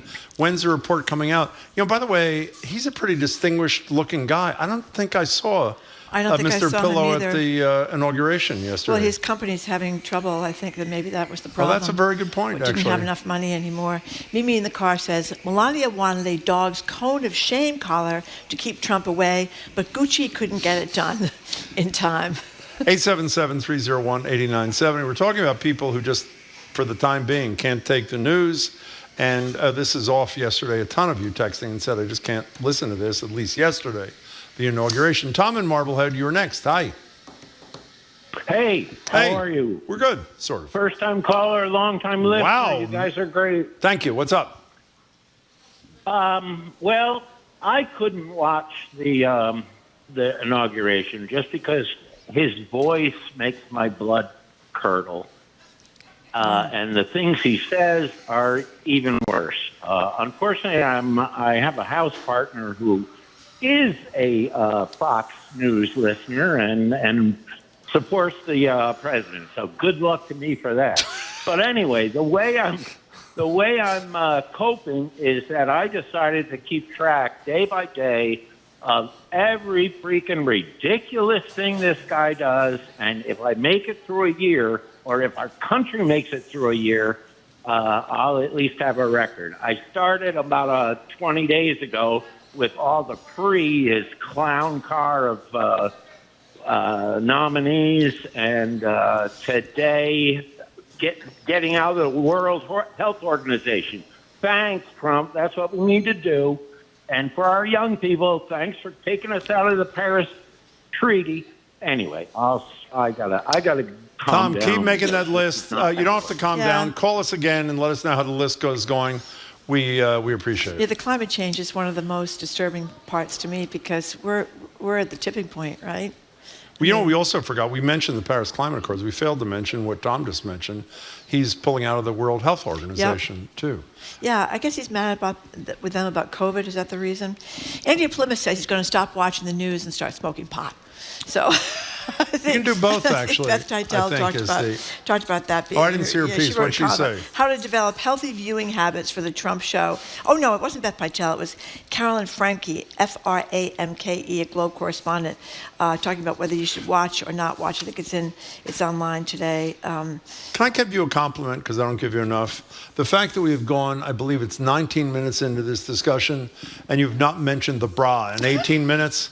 So actually, as a gift to you, because you've been so responsible, here's an episode of Seinfeld that centers around a woman wearing a bra not unlike the bra blazer combination that Bezos' fiance sported at the inauguration. This episode, this woman's risque outfit caused the distracted Kramer to crash his car. Here's some sound. Oh my God, Kramer, is that woman just wearing a bra?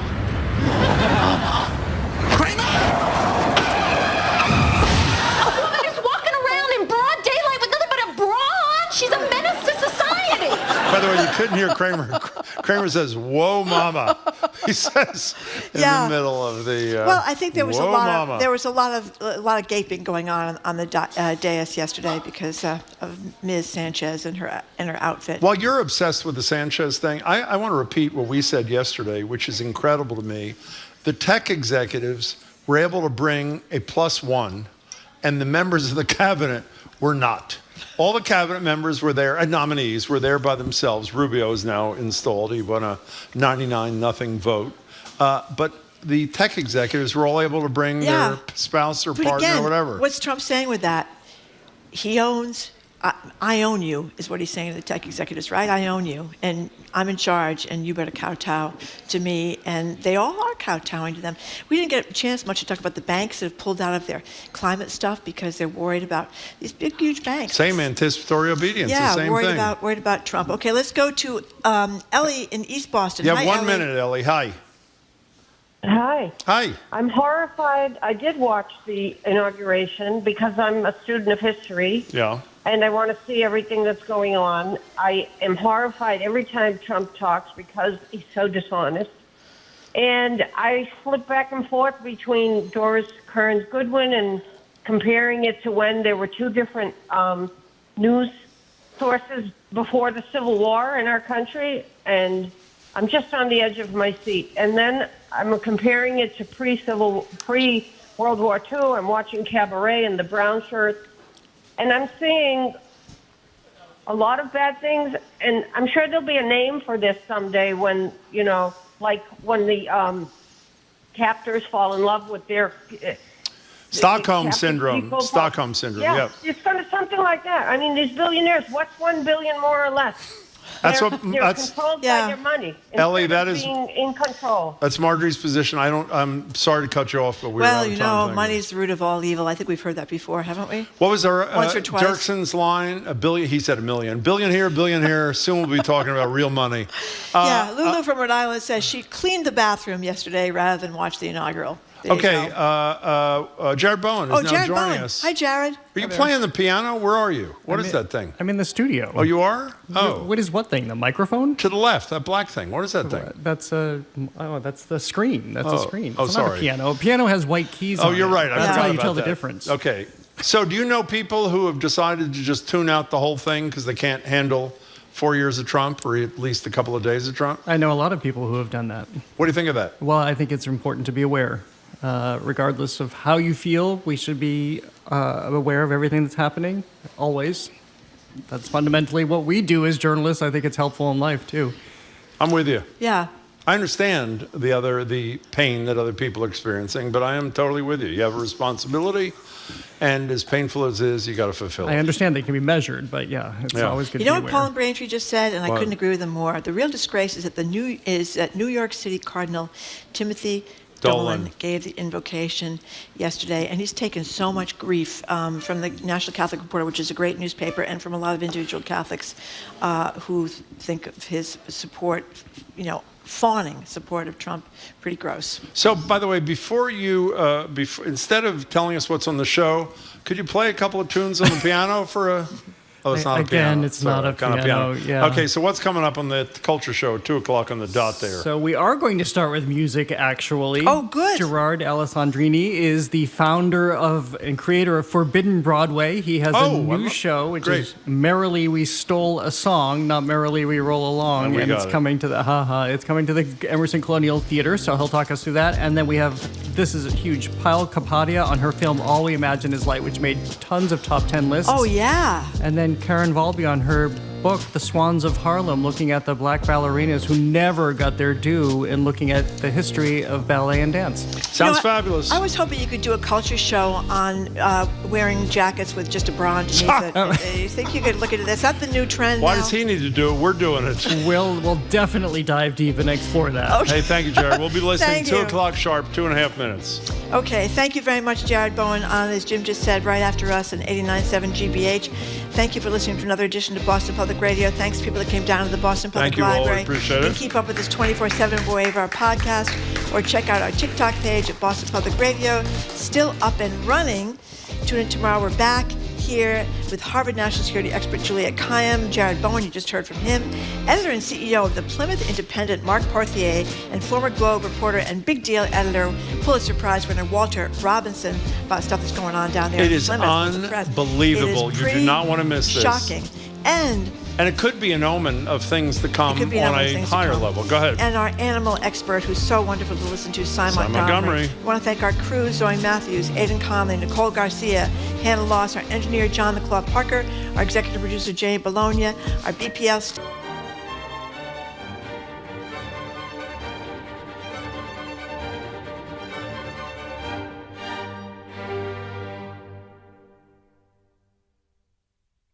Mozart's 40th Symphony with Riccardo Muti and the Vienna Philharmonic Orchestra.